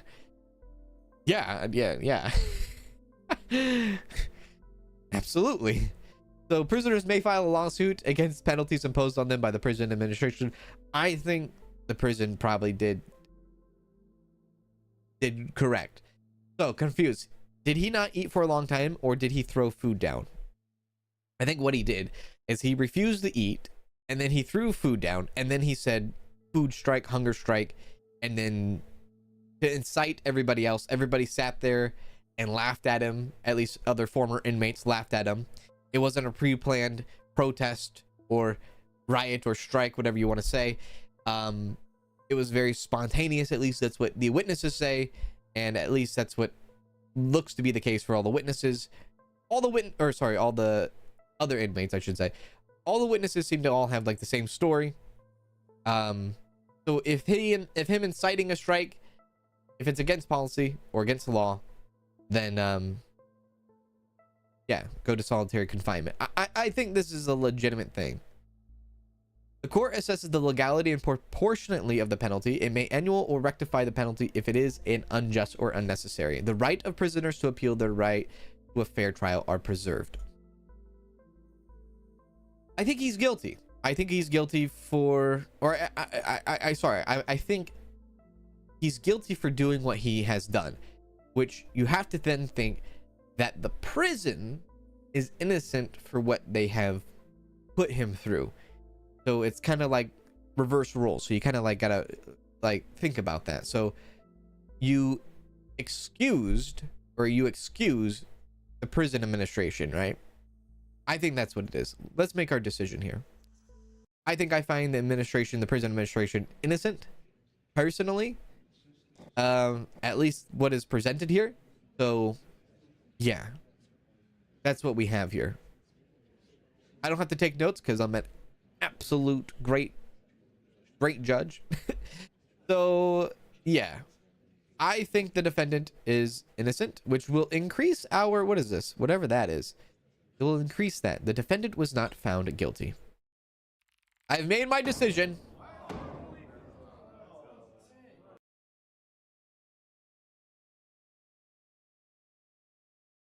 And that was the right decision. So the prison administration was not, at the end of the day, not guilty for putting the inmate in solitary confinement after the prisoner had been put into solitary confinement for what of the hunger strike he did. So that was the correct decision. The prison didn't do any wrong. We got no penalty. So far, we're killing it as a judge. I'm the best damn judge there is. So far, I have no penalties through. I have a perfect record. And that was the last words he spoke.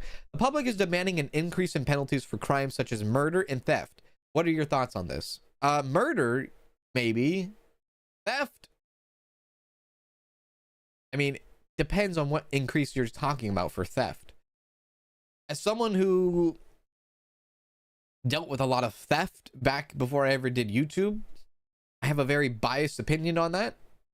I hate thieves. I absolutely hate thieves. I despise thieves. But I think where our laws stand with murder, I don't know. We are a social judge, aren't we?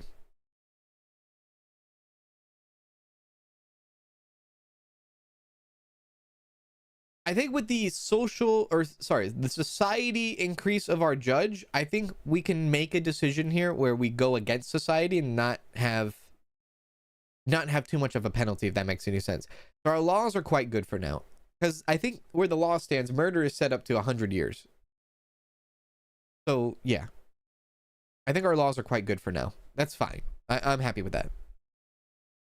Christopher Cute versus Nosbart municipality.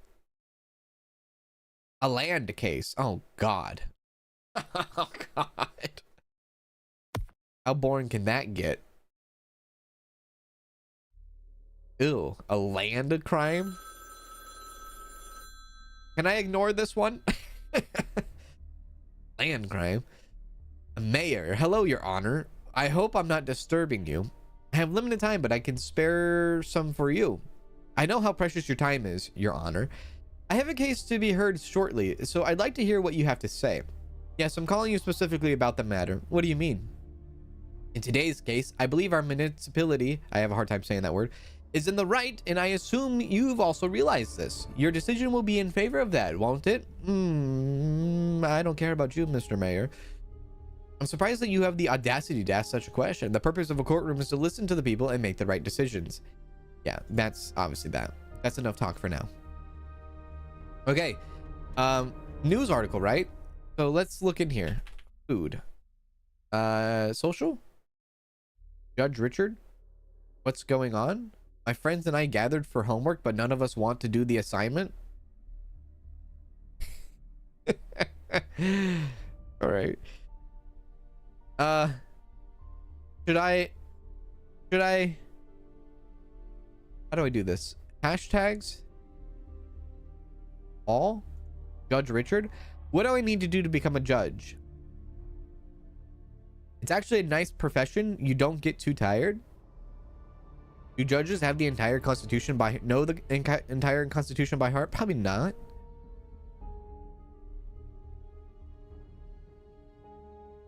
Oh wait, was there, hang on a sec. Municipal what the frick? Municipal frick, I have a hard time with that. I should have studied law and become a judge. The lives I could have saved and ruined. Instead I studied IT. Hey, studying IT is not bad. Getting an IT is a very I don't know how it is like as in like if it's like boring or something like that, but it's a good job. It's a really good job. We'll go to pretrial. I know somebody who's in IT.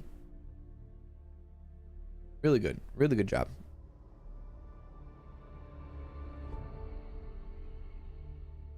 What do we have here? Okay. All right. I'm assuming you are the plaintiff. You are. My client came across several high-value historical artifacts with while excavating for agricultural purposes on his land, and immediately reported the situation to the authorities. Oh God, this is going to be crazy. However, as soon as the authorities arrived, they cordoned. What the frick does that mean? Cordoned off a large area and prohibited access. Cordoned. A cordon? What does that mean? How do I like this type of game? I'm liking it. I'm enjoying it. I'm definitely enjoying it. I like the character arc. I like the little bit of story background. I like that there's penalties for your decisions and things like that. I'm very much liking it. What does that mean? Blocked access to the area? Cordon? I don't even know if I'm saying that right. Then they informed us that the municipality would acquire a substantial portion of the land and provide an offer regarding the price. However, the price they communicated and pressured us to sell at is well below the actual value of the land. Therefore, we are requesting the payment of the true value of the land to us. I see where this is going. They could have just said tape it off. My client, Nosebart, not to be confused with Norbit, promptly arrived at the scene upon receiving the call and, following an examination by expert personnel, determined that there were even more historical artifacts beneath the ground in this area. A decision for immediate expiration was made for this land, and an appropriate price for the land was determined and delivered to the rightful owner. According to the law, it is mandatory to sell at the price determined by the municipality. We request the dismissal of the plaintiff's demand. This is actually pretty interesting now thinking about it. I guess it all depends on how they can prove the value of these artifacts, I guess, in a way, right? Yeah. That one. You will not receive any punishment from this case. All right, so it doesn't matter how this ends up now, doesn't it? Very well. Order! Sit your asses down. Lawsuit begins. Okay. So the case file here brings us the archaeologist Annabelle Hawthorne. Annabelle Hawthorne. Why does that almost sound like a celebrity? Servant Clementine Prescott and specialist Brixton Merritt. So we have an archaeologist, a servant, and a specialist. The evidence is the object list. And then we have the council decision and the land valuation report. Very, very well. So it seems like they have some strong evidence here. We'll talk to the plaintiff, Christopher. A win-win either way, yeah. How do you determine the true value of the land? Your Honor. Oh, shit. We consulted with an expert on the matter. After conducting the necessary assessments, the expert stated that its value is $1.1 million. They use USD in this country. I just realized. What was the price proposed by the municipality for the land? $500,000, Your Honor. So, okay. Which is less than half of its value. All right. Look, if anybody is trying to, kind of lowball you, just let me know. What criteria do you consider for the land's true value? We consider factors such as the value, sale price of similar plots, regional appraisals, and expert opinions. I think that's fair. No criminal record, by the way. The defendant who put in the lowball offer. Let's see what you have to say about this. How is the expropriation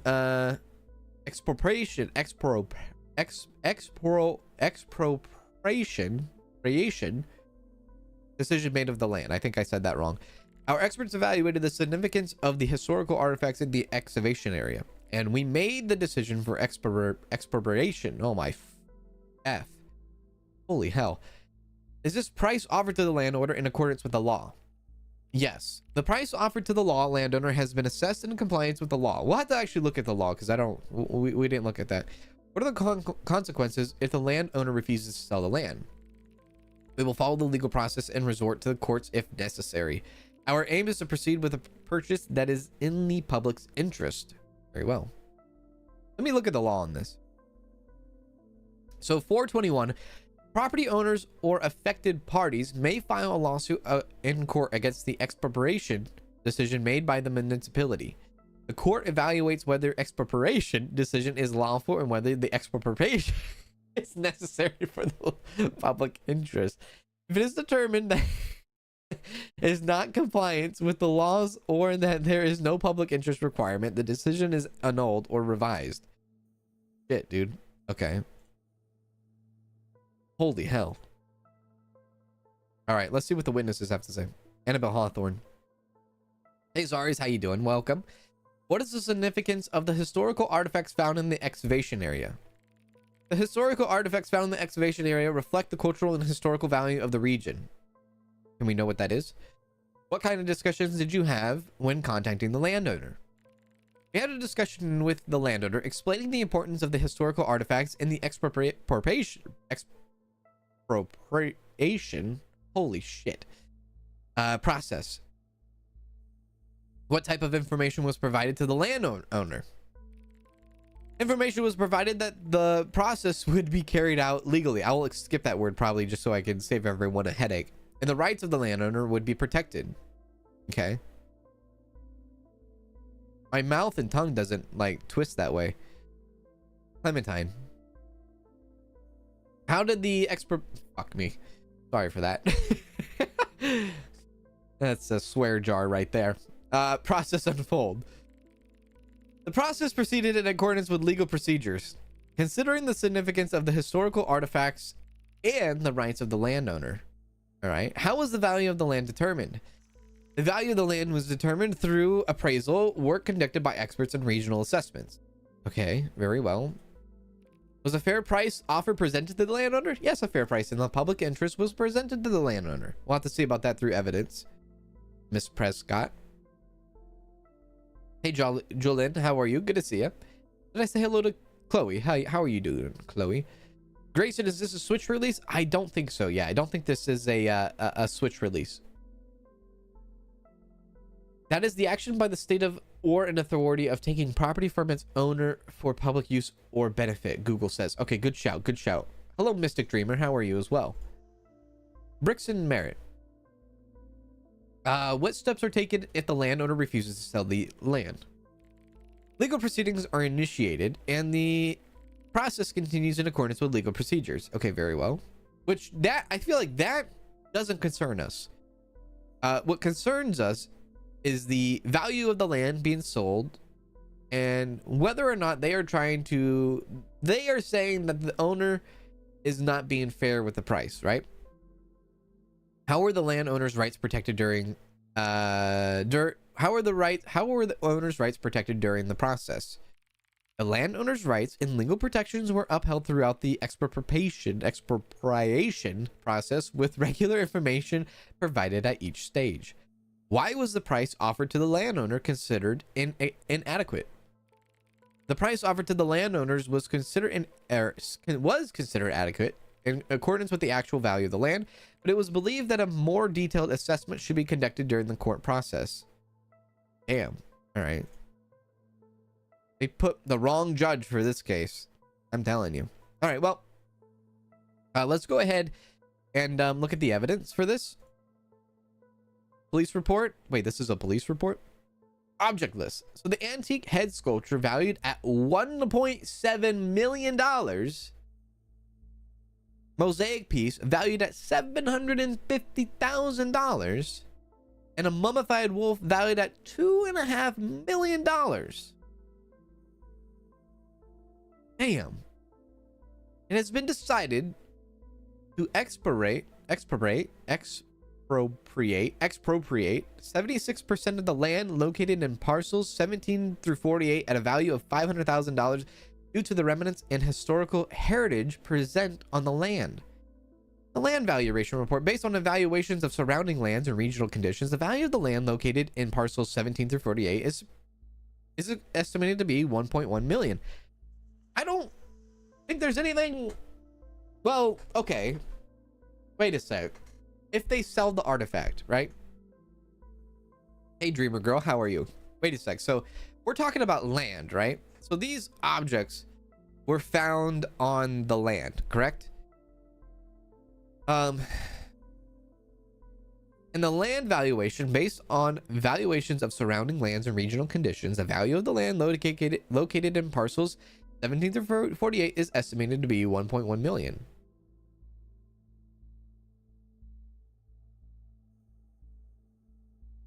This is a tough one. This is a tough one. I think honestly it's gonna be, I mean, it doesn't matter because we don't get a penalty for this case anyways, right? I think the decision here is quite maybe obvious, but the sides and witnesses were heard in the court and the evidence presented was examined. The DA's opinion says the testimonies of the witnesses involved in the case may affect the content of the case. Well, it's true.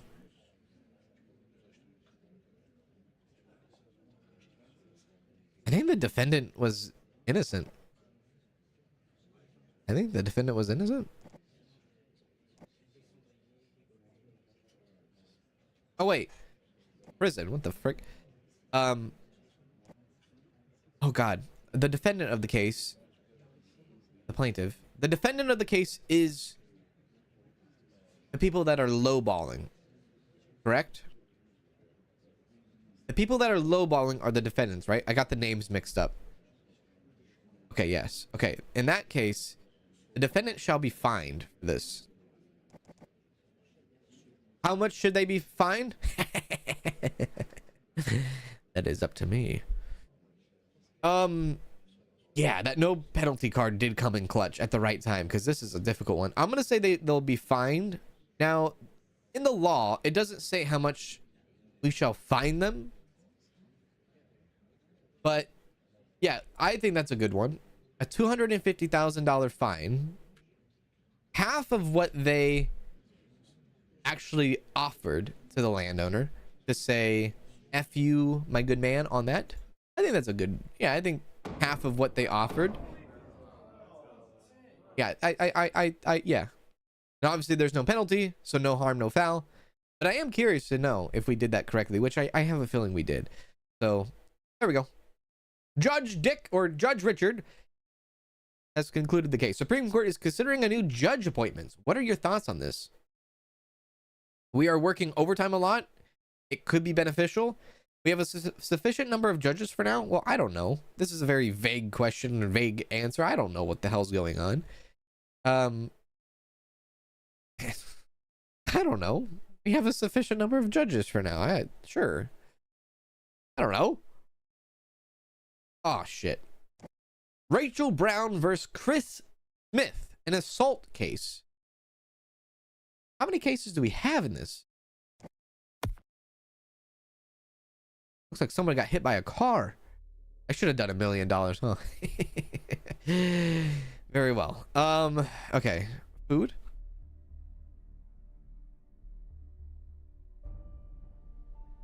Okay. I stopped by the market and saw a very cute street dog. I like that. There's been a burglary incident and on our street above. How can I sleep peacefully? You know, shocker for famous businessmen. What the frick? I'm very sorry I received the news. He has stated that it's a misunderstanding. Hopefully he will overcome this situation soon. Get well soon. What are these people talking about? Can I post something? Should security measures be increased in the courthouse? Currently, the courthouse is already one of the safest places in the country. Okay, let's not tempt fate. Jesus. News. Oh, news. Here we go. The Kobardde Times. A car accident that occurred on Monday evening brings forth Rachel Brown's allegation against the car owner. While the car owner claims not to have used the vehicle that day. Okay, I don't want to read that because I don't want to like kind of get a biased opinion. I just want to kind of see what's in front of me, right? Yeah. I don't want to know what this or that or this said, right? What the hell is this? Oh. What the heck? Dear Judge, I would like to introduce myself to you. I'm a wealthy businessman in this country who uses my money for the good of my country. I'm highly respected by important figures in the country. Unfortunately, my son is unjustly accused in the case that will take place today. I have full confidence that you will take special care with this case and make the right decision, which is to declare my son innocent. Please accept this as a gift. Don't bribe me. That should be a freaking...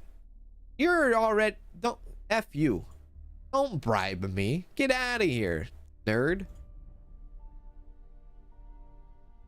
All right, so we've already been trying to get bribed. my lord. Free trial.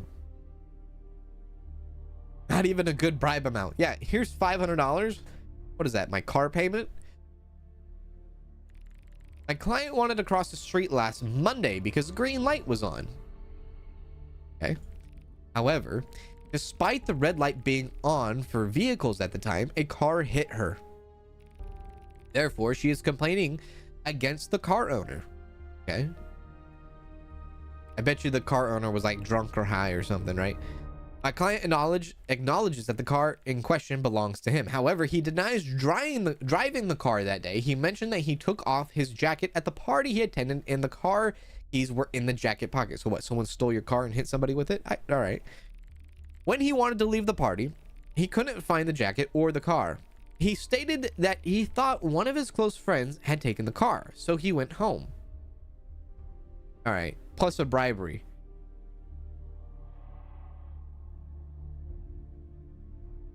Okay, wait a sec. We have questions here. My client objects to Eva Green, who is presented as a witness by the plaintiff. He states that Chris and Eva had been together in the past and had a bad breakup afterwards. Ooh, this is a little spicy. So, should we bring in a past girlfriend, yes or no, as a witness? I guess it doesn't matter. Even if Eva was here, I mean, she wasn't there, right? She's not. Is she a witness? She's not a witness, right? I mean, we don't need this person. Oh, past domestic abuse, possibly. If there's past domestic, oh, this is a tough one. If there's past domestic abuse, you would hope that he would have criminal record for it. If it was something that he was never charged with because she never came forward, that's a dicey one. She could be telling the truth, or she could be lying.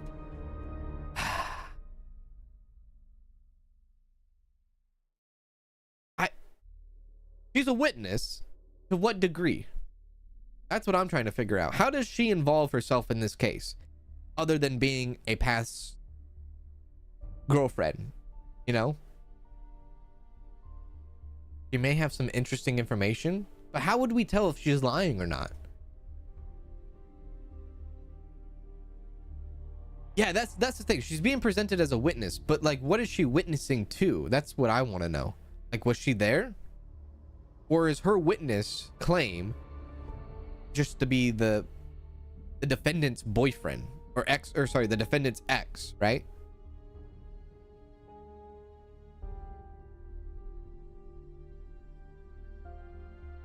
I honestly, she was there. How do we know she was there?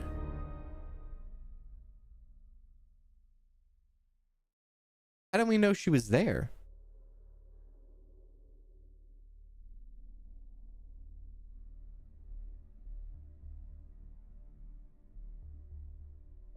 You'll find out. Okay. We'll accept it. Even though my gut says to deny it, I'll accept it. And we'll go. I don't buy it. I don't like it. I would have said no. Here we go. You will not be able to meet with individuals and institutions for 2 days. Oh my F. That's not good. Okay.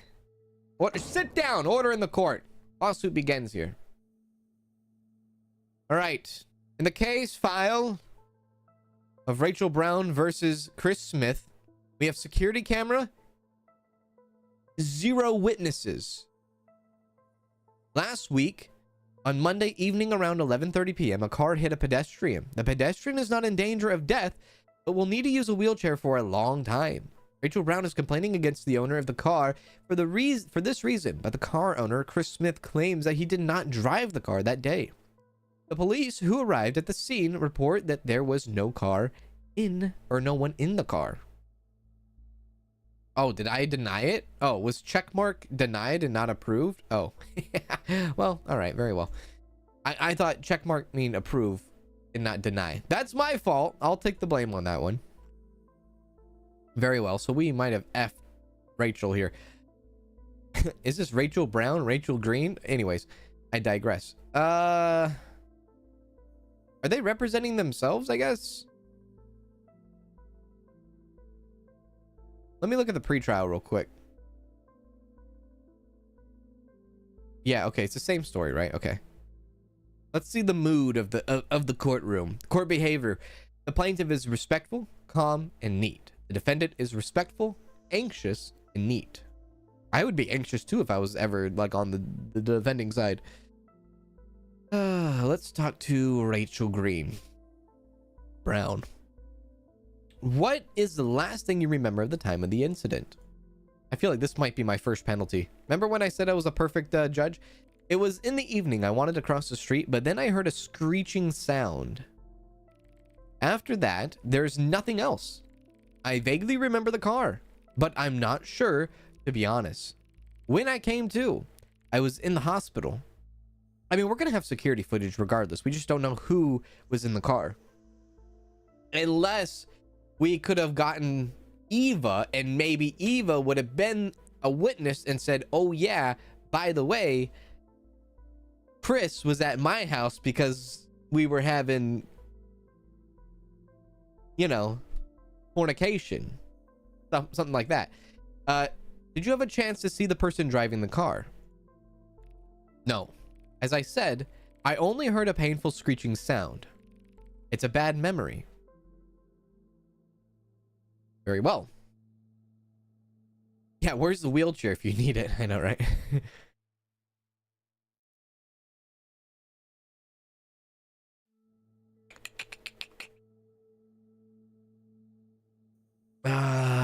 Okay, let's talk to Mr. Chris.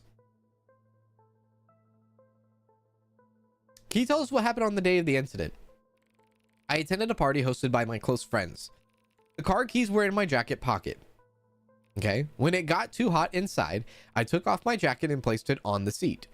I had been drinking, right? So I called my driver to drive my car. Your sober driver? Okay. Called your driver? Who are you, Mr. Big Shot? You're 20 years old. You're drinking under the age. Well, I guess assuming if this went by USA laws, which this is a fictional country that we're in, but using USD. I don't know. Anyways. What did you do when your designated driver arrived? I told him where my car was and asked him to find my jacket. But later, he came back to me and said that my jacket was nowhere to be found. And my car was not where I told him. Where is the designated driver in this case? We should have that guy here. What did you do when you couldn't find your car and keys? The party I attended was with my close friends, and I thought one of them might have taken it. So I asked my driver to call a taxi for me. Honestly, if somebody took my car, I would call the police and report it stolen. Then I took a taxi and went home.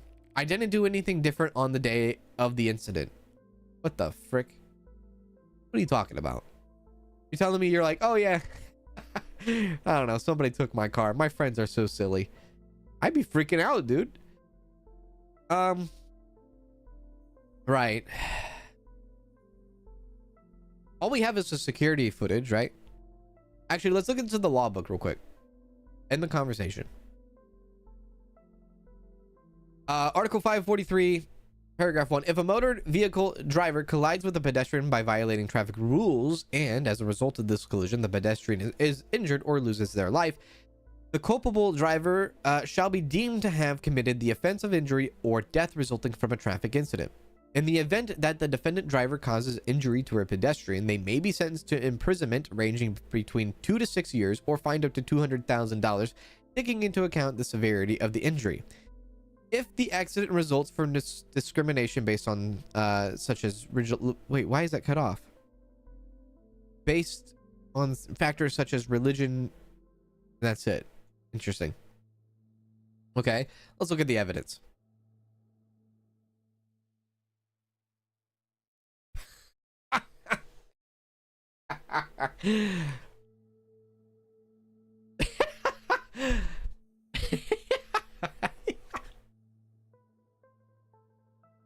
Why'd you stop in the middle of the road? Oh my god, I'm just laughing at the animation. It's so silly. Why'd you stop? Keep walking. Okay, all right. This guy's a dick, to be honest. He ran off still. I can't tell if it's the defendant or not. Why you stop? Look, oh, stop. 1 second. It's a red light. I get it. I see green light emitting though. I don't know. And then he jumps out. He has headphones on. First of all, you have headphones on. That might actually look like, can I zoom in on this? That looks like a jacket. He's wearing a jacket. He has headphones and a hat on. Oh my god. This is hilarious. And he took off. All right. Does that look like him? I don't know. Actually, not thinking about it. If it goes based off of this, hang on a sec. Does the defendant look like the defendant? The defendant looks like the defendant. Now, the reason why I say hang on a sec, one, he's not wearing the same jacket. Two, this guy has maybe facial hair. I can't tell.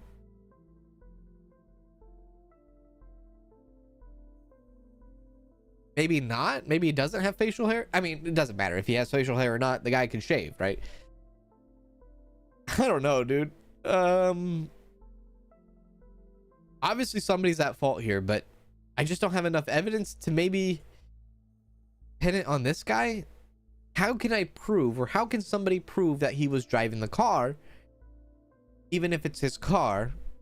I think the ex-girlfriend probably would have maybe been there. Maybe he's the passenger if the driver's on the left. Don't even start. How dare you?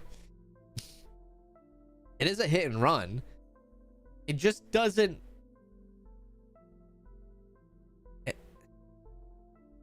I don't think anybody can prove it. Makes sense he would leave the car and not drive away if he was his friend. He could just leave it and it would be blamed on the car owner. Yeah, exactly. It makes sense that way. And since it's night, it's hard to tell if he's blonde or not in the footage. It's true. He could be fined. Even that is still found guilty. I mean, it's not his fault that somebody... If he's telling the truth, it's not his fault that somebody stole his car, right? And took his keys. If someone stole your car and hit somebody, you shouldn't pay for that, should you? I don't think so. We'll read over the law again. If a motor vehicle driver collides with a pedestrian by violating traffic rules, and as a result of this collision, the pedestrian is injured or loses its life, the culpable driver shall be deemed to have committed the offense. So what does culpable mean? Is that the person driving, the able person body driving? You can't tell. We can't prove that he was the driver.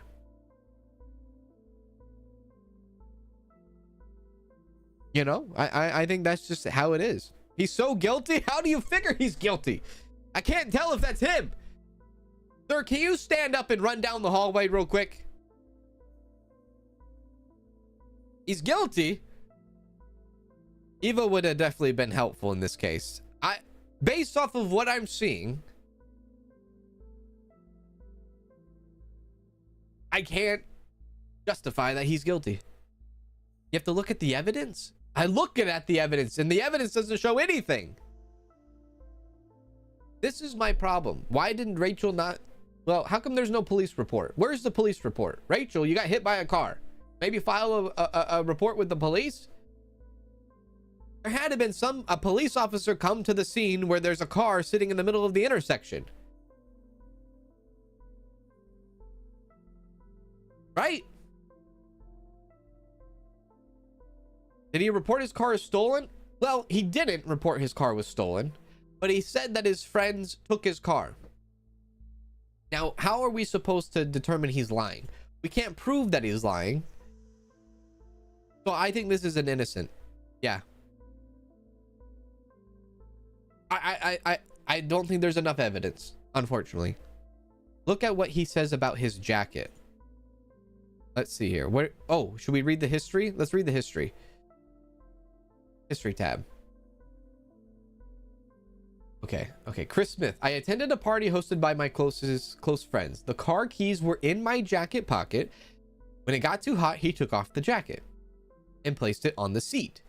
I had been drinking, so I called my driver to drive my car. I told him where my car was and asked him to find my jacket. But later he came back to me and he said that my jacket was nowhere to be found and my car was not where I had told him. The party I attended was with my close friends and I thought one of them might. Yeah, so I mean, we can't say he's lying. We don't have any proof to say he's lying. We have no witnesses. I think this is an innocent. Is the green light the whole way, the reflection? Yeah, I think the green light is supposed to be for the pedestrian. Yeah, I think I'm missing evidence. And that's, hey, you know, that's my fault. I misclicked. If Eva was here, and actually, I was going to not have Eva here anyways, but Eva probably would have been a very helpful piece. He probably is guilty in the scheme of things where if we had Eva here, but at least, like, logistically speaking, we just don't have evidence. And that's just how it's going to be. Am I going to get my first penalty? Probably. I did not get my first penalty. I'm the greatest of all time. Cheers.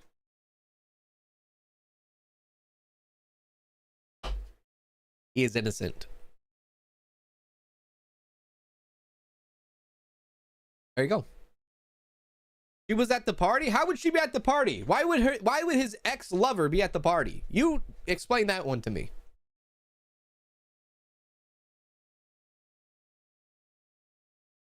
Your child is expressing unhappiness at the public school and wants to switch to a private school. What are your thoughts about this?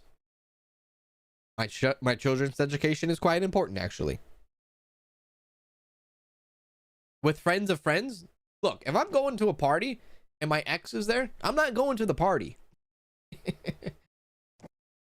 Marcos Marshall versus Eric Daly in a murder case. All right, back to a murder case. Here we go. Same friend group. Have you ever been in a situation where, like, you were in a long-term relationship with a person and that person was mutual friends with your best friends? You kind of think like, okay, who, right? Who do you hang out with? You know, it really affects the friends, I think, mostly than the people that were in the relationship. It affects the friends because then it puts your friends in a weird choosing side state. It's a terrible thing. Hang on a sec. I gotta make sure I'm not going over. Hang on a sec. I gotta see what time I stream my second game at. Hang on a sec. What time is my other stream at? I don't even know my own times. Okay, got it. Okay. Anyways, back to this. Informing about the case outcome. Dear Judge, the plaintiff from your previous case has approached us. Oh shit.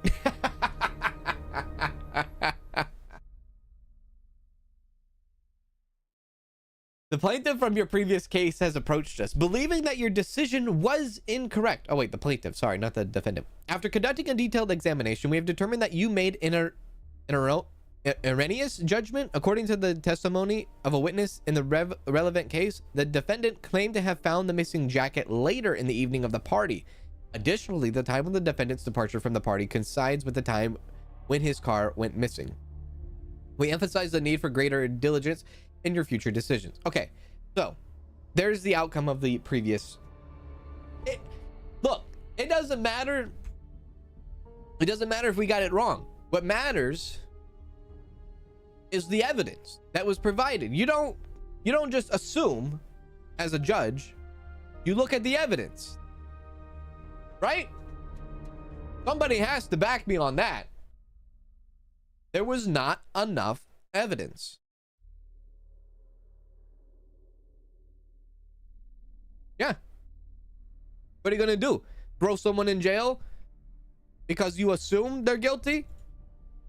If we did that, we would live in a broken society. Right? Send me. Crime scene. I think it was, well, I hate to say it was the plaintiff's job to, like, you know, prove, you know, but it's a very hard topic, right? All right, so we're at a murder scene now, right? Yeah. He called his driver to fetch him, but then took a taxi home instead. Well, yeah, because his driver said that his jacket and his keys were missing, so he couldn't take. And that's hearsay, right? Hearsay, hearsay, hearsay. Hearsay, hearsay, hearsay. Anyways, tab 1. This is a knife and blood. How does his driver get there, though? Maybe with his car? Well, he said that the driver drove to the party. Record information, description at the scene. At the crime scene, 2 different sets of fingerprints were identified on the bloody knife. According to the results obtained from the fingerprint analyst sent to the laboratory, the fingerprints were determined to belong to Marcos, Marshall, and Eric Daly. The bloodstains on the knife and the blood spread around may provide us with insight into how the murder was committed. Very well. There we go. Okay. The safe is open. The safe at the crime scene was found empty. Furthermore, there is no visible sign of forced entry or damage. It is likely that the safe was opened by someone who knew the combination. According to statements from the owner of the safe's relatives, there was a substantial amount of cash inside of the safe. Right? So no forced entry. We can at least agree on that.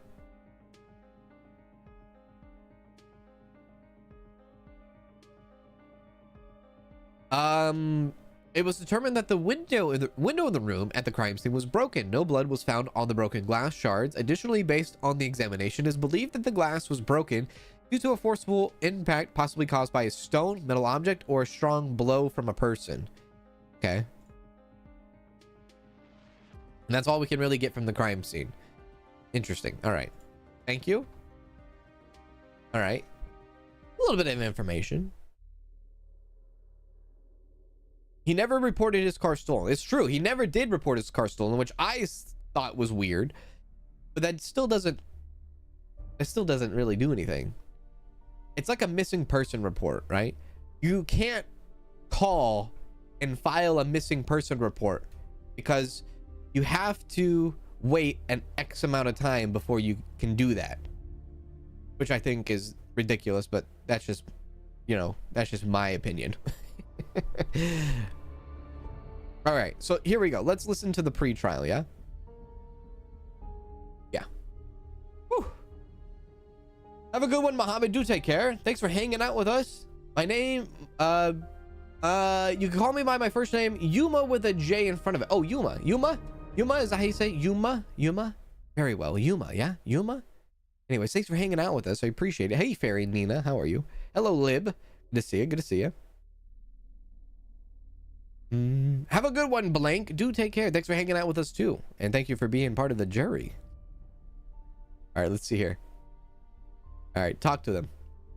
Plaintiff's lawyer says, my client has admitted to committing theft and has been convicted for it. However, he denies the murder charge. Okay.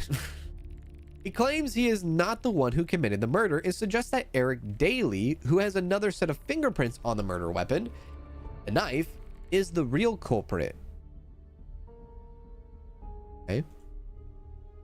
The defendant's lawyer says, my client denies all the charges.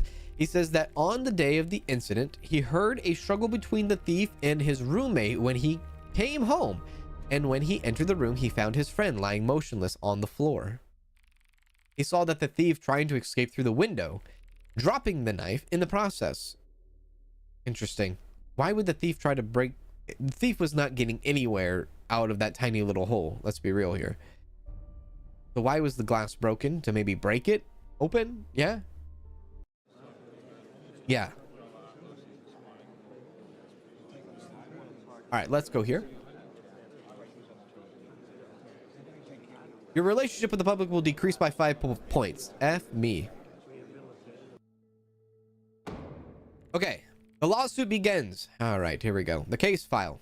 What do we have on file? So the man, 29 years old, was found dead in his room. The person who reported it to the police around midnight is his closest friend and roommate, Eric Daly. When the police arrived, they reported that the safe in the room was open and empty. The knife used in the murder was found under the window. 2 sets of fingerprints were found on the knife, one belonging to his closest friend, Eric Daly, and the other to the thief, Marcos Marshall. According to the police report, a neighbor who was a witness claimed to have seen someone jump out of the window. So Marcos Marshall versus Eric Daly. Interesting. Wait a sec. Hang on a sec. When the police, they reported that a safe was in the knife used. Okay. 2 sets of fingerprints were found on the knife, one belonging to his closest friend, Eric Daly, and the other to the thief, Marcos Marshall. Wait, Marcos is going after Eric, the roommate? Am I getting looped here? Witnesses retired. Andy Roman, jeweler, Caroline Kerr. Evidence, money vault, broken window, knife. So wait a sec. The thief is going after the roommate? Is that what I'm picking up here, or am I reading this incorrectly? Oh, it's because he's trying to avoid the murder charge? Oh, right, because didn't they say somebody was already found guilty on thievery?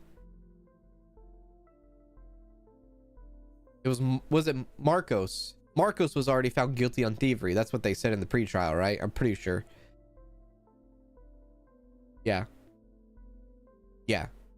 Yeah, okay. I see, okay. I understand. All right. Right. Let's see the room. Plaintiff is indifferent, tense, sloppy. Defendant, respectful, anxious, sloppy. Law. 456. Any person who intentionally causes the death of another person shall be determined to have committed the offense of homicide. We already know about homicide. Okay, let's talk with them.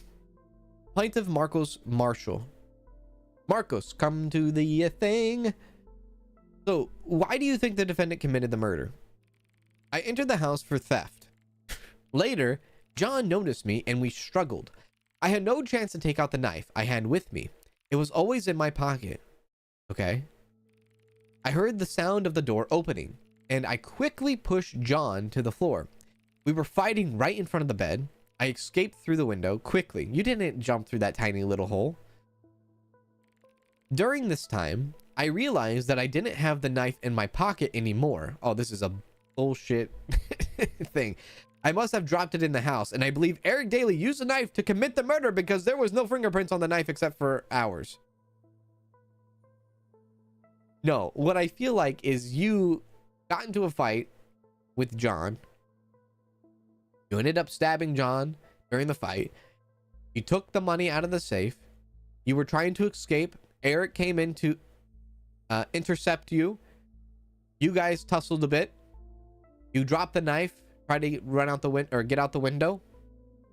He held on. Eric held the knife, got hands on the knife because he was trying to get it away from you. That's where I'm going with this already. What did you take from the house where the incident occurred? I didn't have time to take anything from the house. I didn't even touch the safe. The safe was closed when I escaped from the house. All right. Very interesting. Where did you leave John after the struggle before you fled? He killed his friend and he found someone he could frame for the crime. He took the money because he knew there was someone he could blame. That's what I think. I mean, it's kind of, yeah, he's okay. All right. Sorry, where did you leave John after the struggle before you fled? In front of the door. And then I quickly escaped through the window, thinking Eric Daly might chase me. I mean, does he have anything to back up his say? Yeah, I guess the evidence will speak. Did you get injured in any way during the struggle? Due to the adrenaline rush caused by the incident, I didn't feel anything at first. Then what happened? I felt a pain in my arm as I distanced myself from the house, and when I checked, I had a cut. I probably scraped it against something. Probably the glass? No, wait, there was no blood on the glass. This guy has no prior convicts either. All right, the roommate, Eric Daly. No convicts either. Why was your fingerprint on the knife? When I entered through the door and heard the struggle, I panicked and hurriedly approached the room. At the moment, I saw someone trying to escape through the window. Okay. John was lying on the floor. He dropped the knife as he ran away, and I picked up the knife to protect myself and John. I thought he might come back. Okay. What can you say about the safe in the room? After overcoming the shock of the situation, I approached John, and I saw that the safe's door was wide open, and it was empty inside. What was John's condition when you saw him? John was lying motionless near the window. I turned him to check, and that's when I saw the blood flowing from his back. I was horrified, Your Honor, seeing my friend in that state. But I had to pull myself together.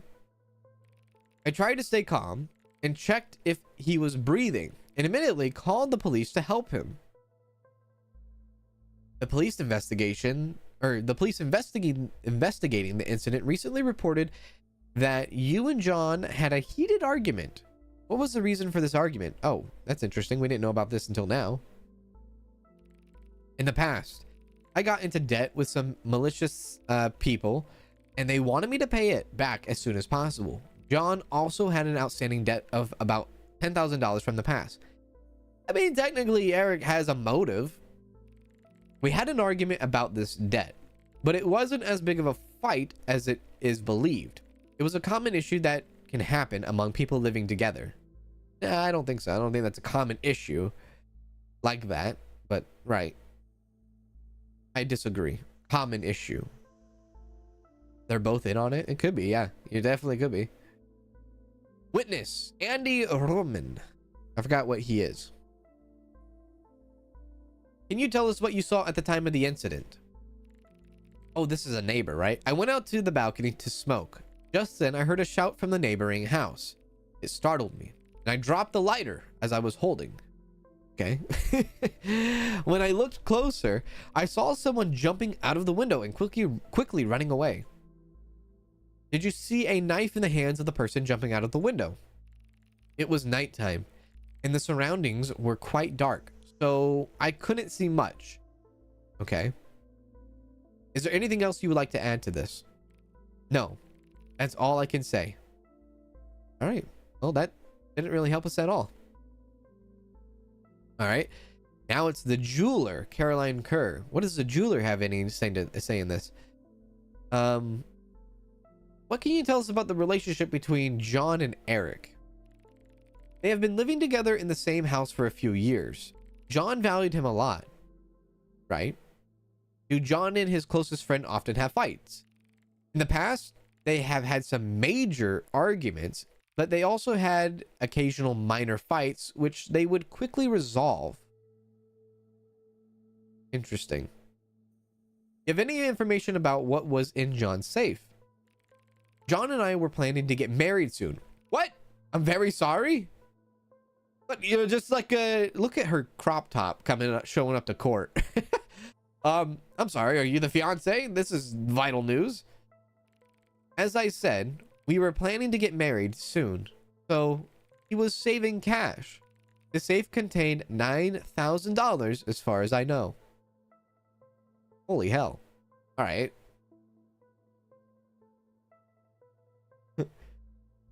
What is the evidence? Okay. Evidence. Object report. Collecting officers named Joshua Lee. Evidence collected. Knife on the carpet. Money in the vault. Money vault in the closet. Broken window, the only window in the room.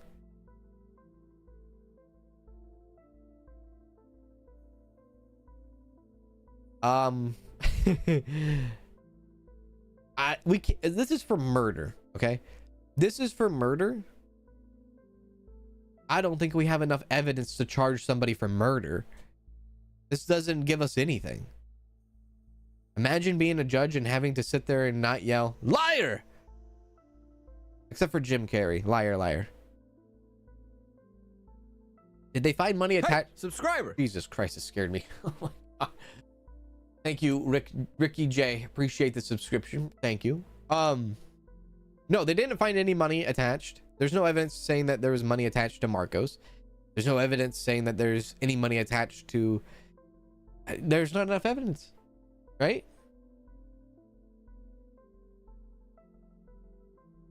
There isn't. There's nothing. He stole the money to pay off his debt and kill his friend.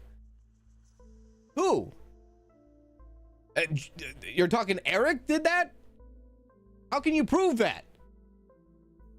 He's guilty. What the? You throw the book at everybody. What do you mean he's guilty? How do we find he's guilty? How's the roommate guilty? What have we done to prove that he's... What has been done to prove he's guilty? Because Eric is inconsistent? How is Eric... Okay, wait a sec. Eric... Everybody thinks he's guilty? How did the thief open the safe? I mean, I agree. But what about Marcos? He was guilty for... Okay, Marcos was guilty for theft. Wait, Marcos was guilty for theft. So he's the one that took the money. This is murder we're talking about here. He lied about the knife. Holy crap. We already know who took the money, right? He was guilty for theft. Right?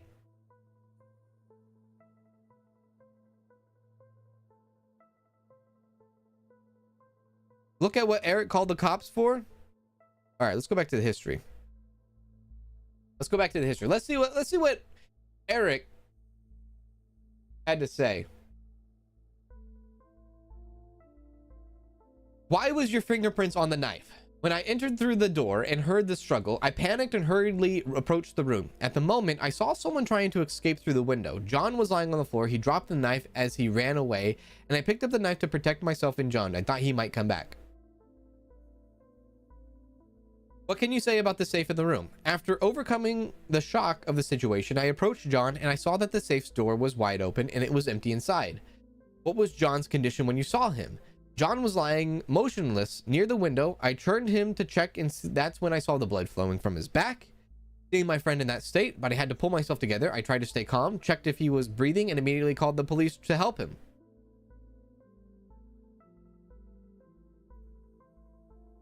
The police investigating the incident recently reported that you and John had a heated argument. What was the reason for this argument? In the past, I got into debt with some malicious people and they wanted me to pay it back as soon as possible. John also had an outstanding debt of about $10,000 from the past. We had an argument about this debt, but it wasn't as... How did he... Huh? He was at the bed?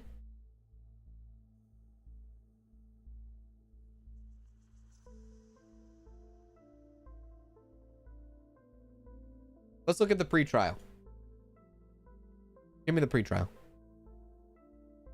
My client has admitted to committing theft and has been convicted for it. However, he denies the murder charge. He claims he is not the one who committed the murder and suggests that Eric, who has another set of fingerprints on the murder weapon, the knife is the real culprit.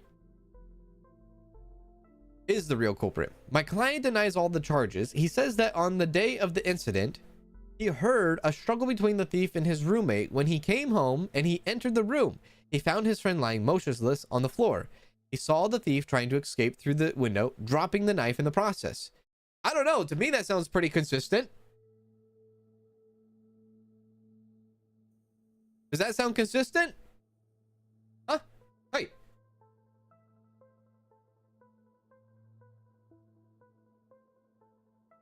Eric.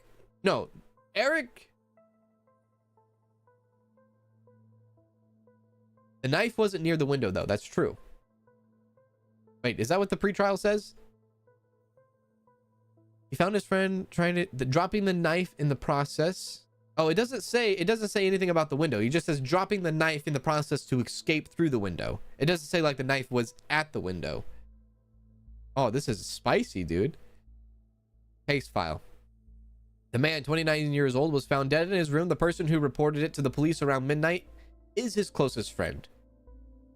When the police arrived, they reported that the safe in the room was open and empty. The knife used in the murder was found under the window.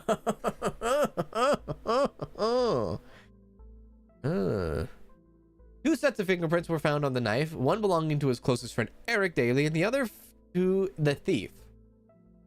But wait a sec, this is about the case. What's the police report say though? Let me get another look at this. This is an object report. It says on the carpet. I don't know, dude. This is tough. It just says on the carpet. Doesn't say anything about like the only thing. Oh frick.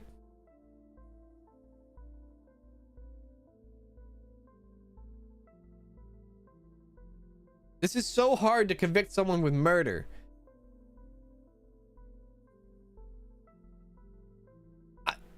The only thing is that I don't know how Marcos gets involved in this other than him trying to break in and thieve it. I guess he could have tried to frame him. Yeah, I can see it. The case, is that what it says? The case says it's what he reported.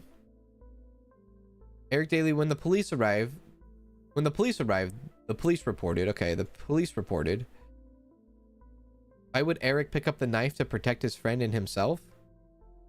I mean, if I had a roommate and that happened, I would pick up a knife and try to protect it. But yeah, I see what you mean. Okay. We're coming to a conclusion. Decision coming in. Deputy DA's opinion. The opinions of the witness heard in the case should be given importance. Okay. So that would say the witness in this case would be, the neighbor really isn't very helpful. The fiance, however, pretty important because she said $9,000 were in the safe. This is insane, dude. This is insane.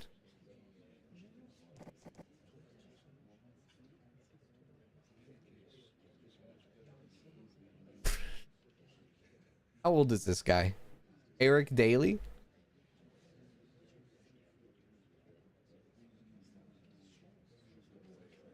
I give you a sentence of 50 years in prison.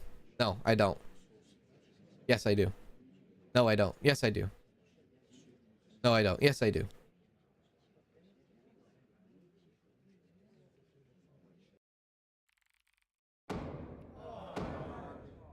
Oh, wait. He's innocent. Wait. No. Yes. No. I don't know. Hopefully that gets reviewed.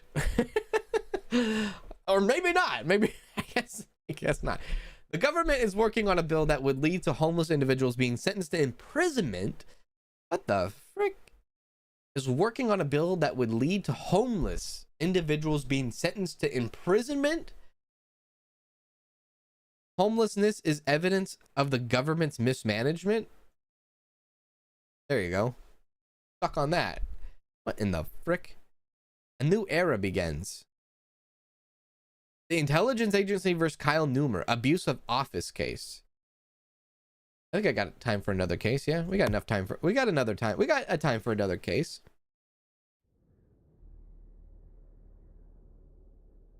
I guess we were fine. I guess he was guilty. I don't know, dude. That's just evident. It's so hard. It is. It's so hard. Let me hear the pretrial on this case. It is snowing. It's beautiful. Snowflakes. All right. So the plaintiff says the institution represented by my client is conducting significant operations within the country. In one of these operations, which has been under surveillance for a long time, the defendant has been placed as an operative within the arms smuggling group. However, as the operation progressed, communication with Kyle Neumer was lost and no response was received. Based on observations, it has been determined that Kyle Neumer began working for the organization and severed ties with the agency. We request that the defendant be tried for treason against the homeland. Okay. My client, who works for the plaintiff, the Kobardde intelligence agency, takes pride in serving and is a patriotic individual. From the moment he was embedded within the organization, his primary goal has been to dismantle the organization.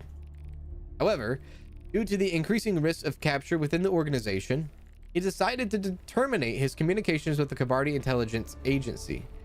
He made this decision to ensure his own safety. He firmly denied the allegations made by the plaintiff.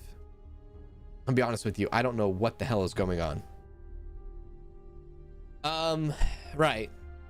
Here we go.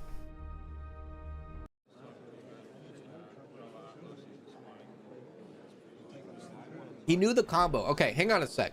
Back to the case then. How do we know he knew the combo? Are we throwing just assumptions again? How do we know he knew the combo? Did it say it? Did I miss that part?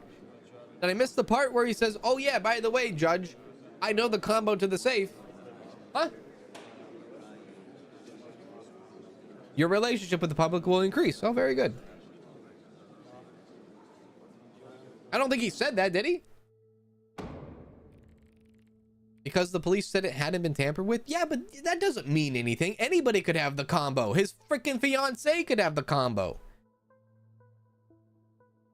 Right? Y'all have lack of evidence. Anyways, pre-trial. Let's see here. That was everything we already discussed, right?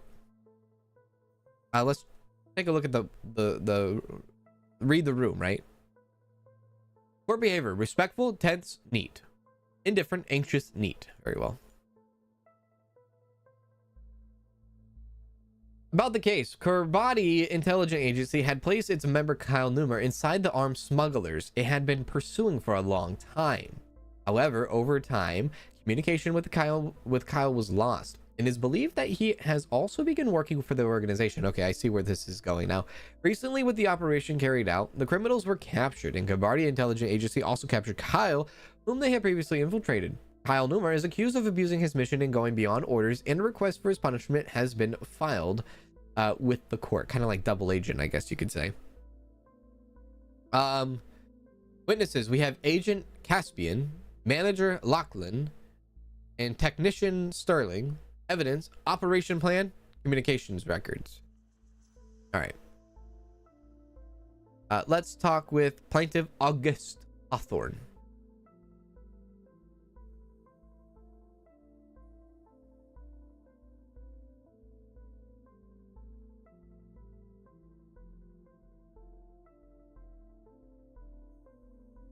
Okay, how do you determine Kyle's return, how did you determine Kyle's Neumer's return to the organization? We determined Kyle's Neumer's return to the organization through intelligence obtained through the operation and communication records. Okay. Can you provide more details about Kyle's role within the organization in the cessation of the communication? At the beginning of the operation, we placed Kyle Neumer within the organization and monitored the communication process. Okay. However, over time, communication was severed, and we understood that he began working with the organization. What charges are you bringing against Kyle on behalf of the Kobardde Intelligence Agency? We are bringing charges against Kyle for acting contrary to the intelligence agency mission, jeopardizing the mission itself, and going beyond orders. We're gonna have to look into the law for this. You will agree that there cannot be a more serious offense, and we hope the punishment will be commensurated, Your Honor. Right? Commensurate. We'll look into the law first. Hang on, before we talk to this son of a gun. Okay, so Article 687, cases involving charges of treason and disobedience to order are treated with special diligence to protect the security and legal order of the country. The court meticulously examines the validity of the charges and the evidence. Those found guilty may be punished with severe penalties for the crime of treason. Okay. Defendant Kyle. Come to the stage. What actions did you take after being placed within the organization? Kyle has no criminal record. After being placed within the organization, I worked to disrupt the arms smugglers in line with the organization's mission. Okay. What happened regarding the cessation of communication, and what was the treason for? Cessation of communication occurred due to the increased risk of capture and my desire to ensure my own safety.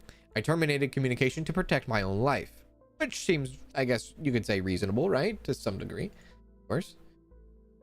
How do you evaluate the allegations made by the IA? I acted in accordance with the organization's mission and risked my life to protect the nation.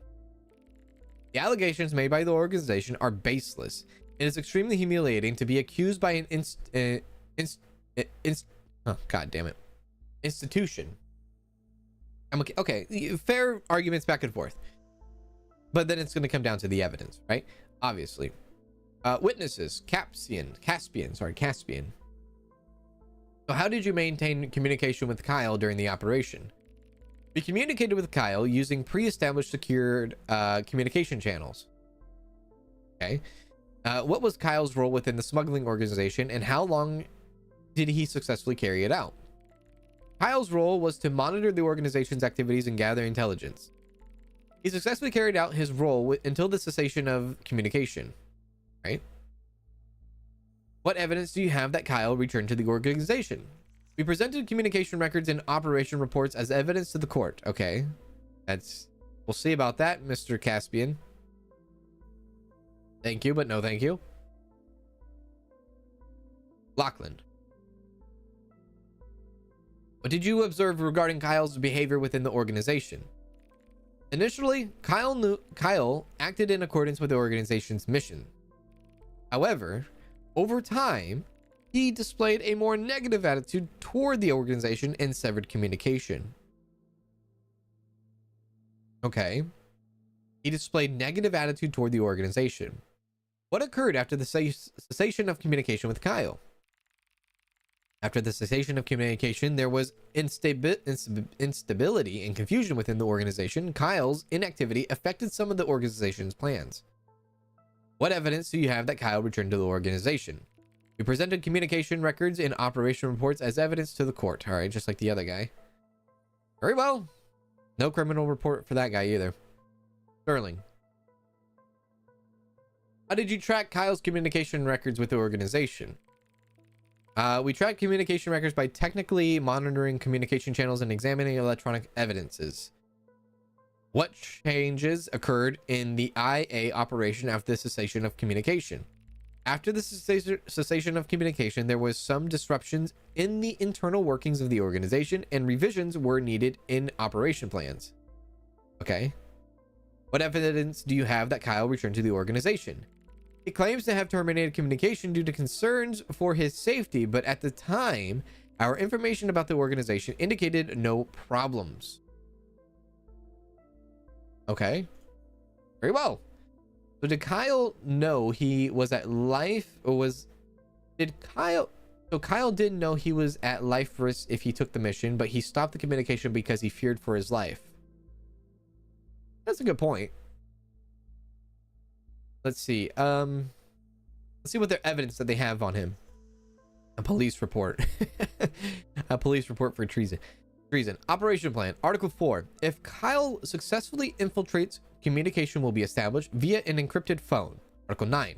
If the operation threatens Kyle's life, it will be terminated early. Okay. Article 16. If the necessary code is transmitted, a raid will be conducted on Kyle's last location. So the operation plan, I guess you could say, is that their plan was to give Kyle an encrypted phone for communication purposes. And if the operation seemed to threaten Kyle's life, that phone or communication would be terminated early. And then at that time, there would be a code transmitted that would then raid on Kyle's last location, to hopefully, I guess, give him some sort of safety. Communication records. On day 1, Kyle spent his first day within the organization. On day 2, Kyle reported that the organization was preparing for a major delivery. On day 3, Kyle mentioned that it was difficult to advance in the hierarchy within the organization. Skip all the way to day 26, Kyle provided the location information of the desired individual. Seems like he's doing his job. Day 27, Kyle stated that he was facing a security issue. And then, what? 7 days later, communication was lost. Am I crazy? Do I think Kyle's doing anything wrong? I don't think so. At least from what this report says. I think everything seems reasonable. I think Kyle is being legit. Kyle stated that he was facing a security issue and they didn't respond at all. So the operation plan is null, yeah? He's guilty. What do you... Susie! Everybody's guilty in your eyes? You didn't give him the agreed code word? If the necessary code is transmitted, a raid will be conducted.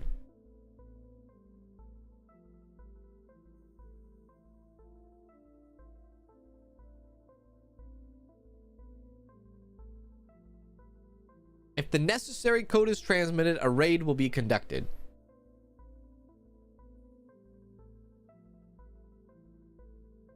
But if the operation threatens Kyle's life, it will be terminated early, right?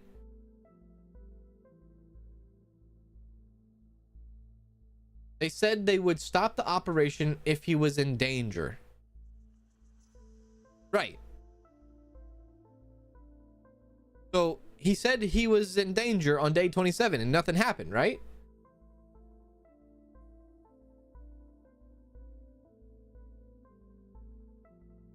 Trick me. The mission wasn't terminated. If the operation threatens Kyle's life, it will be terminated. Kyle stated that he was facing a security issue, which to me feels like he was threatened. So if it was threatened, the operation wasn't terminated, right? Right? Or no? He stopped communications with them, telling them he was in danger. Right, but he told them that they were endangered so that everything would be terminated, right? Early? What happened between day 27 and day 34? That's what I want to know. That's a big gap. And then he continued working with the organization after. How do we know that? Oh, I guess what happened between those 7 days?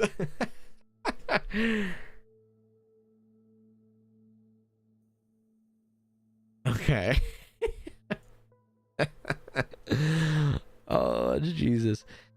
All right. Order in the court.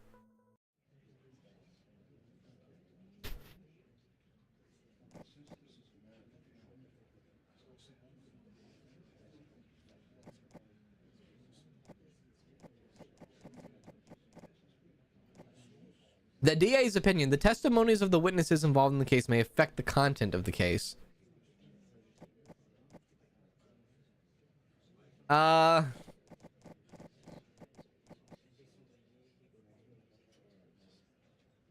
give you 10 years in prison for treason.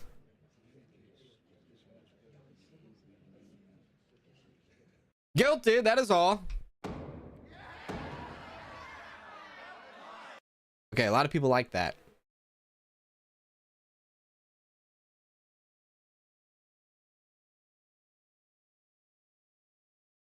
Five years for treason? 10 years for treason. Your spouse's family wants to come and stay with you for a week. What are your thoughts on this? We're doing this virtually, right? We're not doing this reality.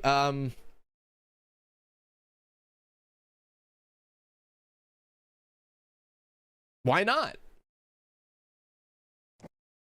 What is this case? Sophia Nil versus Brat Friend, illegal organization case. I might have another one. I might have enough time to bust out another one. Shall I? Let's bust out another one. We'll bust it out real quick.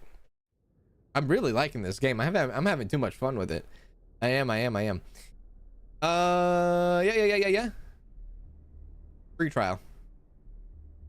Let's get it. Yes. Yeah, so in case people didn't see the beginning of the game too, there's we are in one country, one fictional country. They are actually working on more content for this game to include different I think different countries and things like that. All right, let's talk. Let's go. Plaintiff's lawyer. My client and concerned citizens gathered around here, or gathered around her, have, I think that's supposed to be here. Wait, what? My client and concerned citizens gathered around her have stated that the defendant has, maybe her, yeah, gathered around her, never mind. Her stated that the defendant has formed a secret organization and subjected young individuals to inhumane rituals by brainwashing them.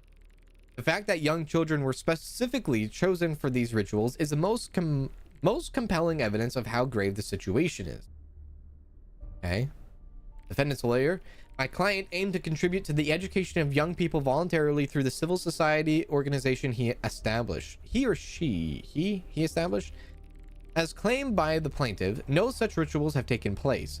The organization provided educational support to underprivileged young individuals with the goal of their development.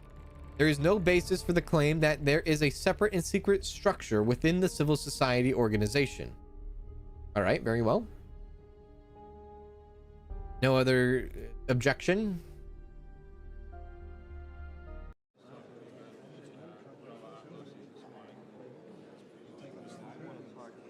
Your relationship with the government will decrease by 5. Honestly, middle fingers up. Okay, here we go. Lawsuit begins. Order the court. Sit your asses down. All right. What's the room? Read the room. Plaintiff. Respectful, tense, neat. Defendant. Respectful, anxious, neat. All right. That away. About the case, it has been reported that the organization known as OMU, which is popularly referred to by the public, has caused concern among various segments of the population. A portion of the public gathered around Sophia Nil has filed a complaint against Brat Friend, who is believed to be the founder of this organization. They have alleged that Brat Friend formed a secret organization and conducted inhumane rituals within this organization, causing harm to young people. Witnesses, we have a teacher, Aurora, student, Sophia, psychologist, Celestia, unemployed person, Elowen, and servant, Lucius. Evidence, municipal permits. Interesting. So there's going to be a lot of witness testimonies then. All right, very well. Let's see. Who are we talking with? Sophia. Okay, so the plaintiff. Can you prove that Brat Friend established the OMU civil society organization for intended purposes you mentioned? When the necessary documents are examined, OMU has all the required permits in accordance with its founding purpose. But I believe they did not serve this purpose as the witness's statements suggest. According to these allegations, Brat Friend conducts inhumane rituals to harm young people. How will you confirm this allegation? Brat Friend has a history of records involving torture. Jesus Christ. Therefore, it is quite normal for such an organization to hide behind this. Brat Friend denies the alleged secret organizational structure. How will you refute this denial? The main reason OMU was established to serve only young people is due to their beliefs that rituals can only be performed on young individuals. However, I believe this is a guess. Oh, frick me, I went too fast. I got stumbled on a word. Okay, Brat, come to the stand, please. Do you have a criminal record? He does. All right, let's look at the criminal record. Okay, he was found guilty for torture. Jesus. How old are you, sir? 28 years old? He served 8 months for torture. All right. It is alleged that instead of serving the intended purposes of contributing to the education of young people, the OMU civil society organization, you engaged in actions that disrupted public peace. What will you say? I denied all the allegations. My sole and greatest aim is to provide support to underprivileged young people, contributing to their education. Oh. I wish people would support us instead of making such accusations. Do you have any secret organization within the OMU? We do not have any activities or organizations other than the focus on education and development. Furthermore, there is no need for us to conduct any activities in secrecy. On the contrary, we need to make ourselves known in order to reach young people. Interesting. Says the man that was sent to prison for torture. Define torture, I guess. I don't know. Witness, Aurora. Furthermore, okay, so what do you know about the true purpose of Brat Friend? Brat Friend's true purpose is to contribute to the education and development of young subscriber. Frick me in the face, people. Sheridina, thank you for subscribing. That scared me. In this regard, he is a respectable individual. Okay. Have you seen any evidence that Brat Friend conducts inhumane rituals as alleged? No. I have never observed any evidence that Brat Friend engages in such activities. Furthermore, I do not believe that any such evidence exists. This is the teacher, by the way. Do you have any observations regarding a secret structure within Brat Friend's organization? I have no observations or information regarding a secret structure within Brat Friend's organization. Okay, very well. That is the teacher. You could be lying, though. Could be lying. Hello, Bandemonium. How are you? Could be lying. What do you know about Brat Friend's education programs? I know that Brat Friend's education programs are aimed at enhancing the abilities of young people and contributing to their educational process. Have you observed any evidence that Brat Friend conducts inhumane rituals? No. I have never observed any evidence or information that suggests Brat Friend engages in inhumane rituals. Have you noticed any secrecy or malicious intent in Brat Friend's activities? I have not observed any such thing. Everything was conducted in an open, transparent, and accountable manner. Hey, witness 2 seems to be on board. Maybe this lady that's accusing him is like pissed off at him or something. Even if he has a bad record, doesn't make him, even if you have a bad record, doesn't mean you can't, still function in society. What do you know about the content of Brat Friend's education programs? I guess let me read back that. Let me rehash what I just said. Depending on your crimes. Of course, dependently. What do you know about the content of Brat Friend's education programs? I know that Brat Friend's education programs focus on the personal and academic development of young people. Right? Have you seen any evidence or observed any inhumane rituals conducted by Brat Friend? No. I've never witnessed such a situation. Okay, everybody seems to be on the same page here. Have you noticed any hidden agendas or secrecy in Brat Friend's civil society organization activities? No, everything was as transparent as possible and focused on the education and development of young people. Yeah.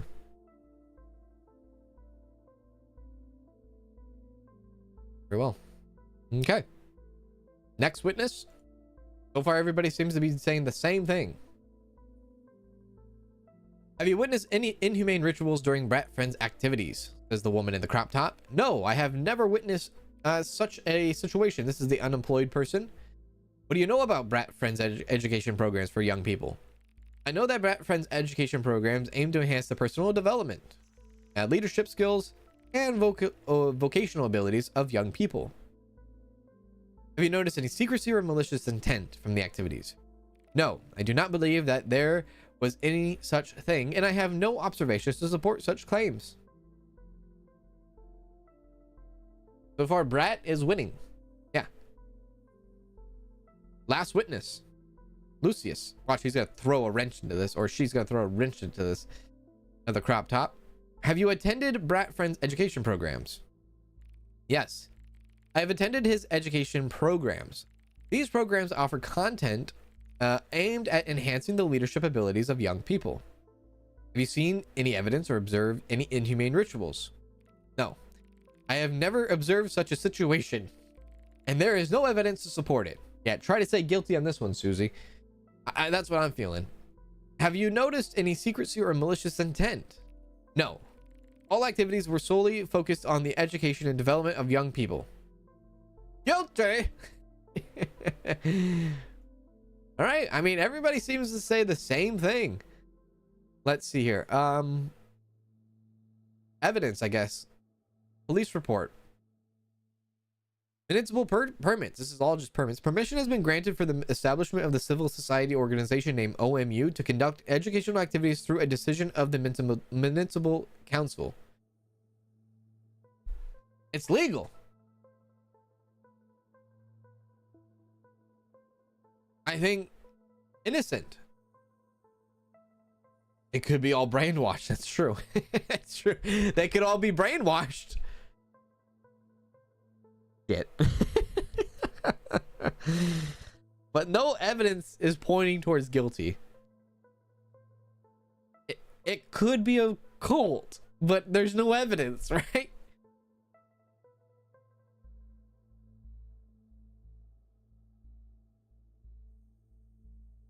Yeah, I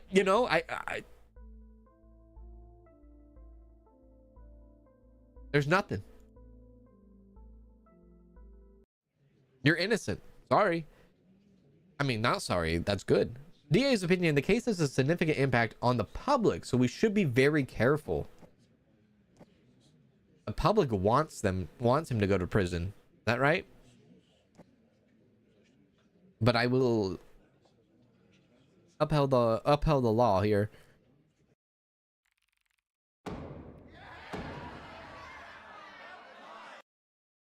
There you go. We almost have $1,000, which I don't know what this money is used for. And unless I'm not using the money as intended, the Supreme Court wants to increase the disciplinary penalties. What are your thoughts on this? The penalty fees are already quite high. Everyone should adhere to the rules. I'll just leave it as they're already quite high. I mean, I don't know. You have to go like depending on certain things. This. Adrian Holt versus Brandon Wilson, a maltreatment case. But we are going to stop it right here, as this is the 3-hour mark. We're going to stop it right here on You Are the Judge. If you want me to play this again, I will, because this is fun and I like it. Hit the like button. Make sure to hit the like button, because this game's pretty cool, if you ask me. Hit the like button, and we'll come back to this. You Are the Judge. The rest of the week is going to be a little bit crazy, close to Halloween. We're going to do some scary streams this week, and I will make sure to actually plan them in the evening, afternoon, late afternoon, evening time. That's all I have to say about that. We will be streaming again here in 30 minutes, maybe a little bit more than 30 minutes. I'm going to go eat some lunch, and then we'll be continuing Graveyard Keeper. So yeah, see you all very, very soon. And I think tomorrow afternoon will be the first scary game for Halloween this week. So tomorrow evening, tomorrow late afternoon, whatever you want to call it, I will be putting on 2 pairs of pants, one to wear and one to soil. And that will be great. So hopefully I see you in the next stream. And if I don't, then I hope that you have a wonderful day. And hopefully I see you tomorrow. Okay? Take care. She said we better off as best friends. Ooh, what's the best friend? Can you let me know what it mean to be a best friend? Let me know the next man. Here we go, better ride one time for the best friends.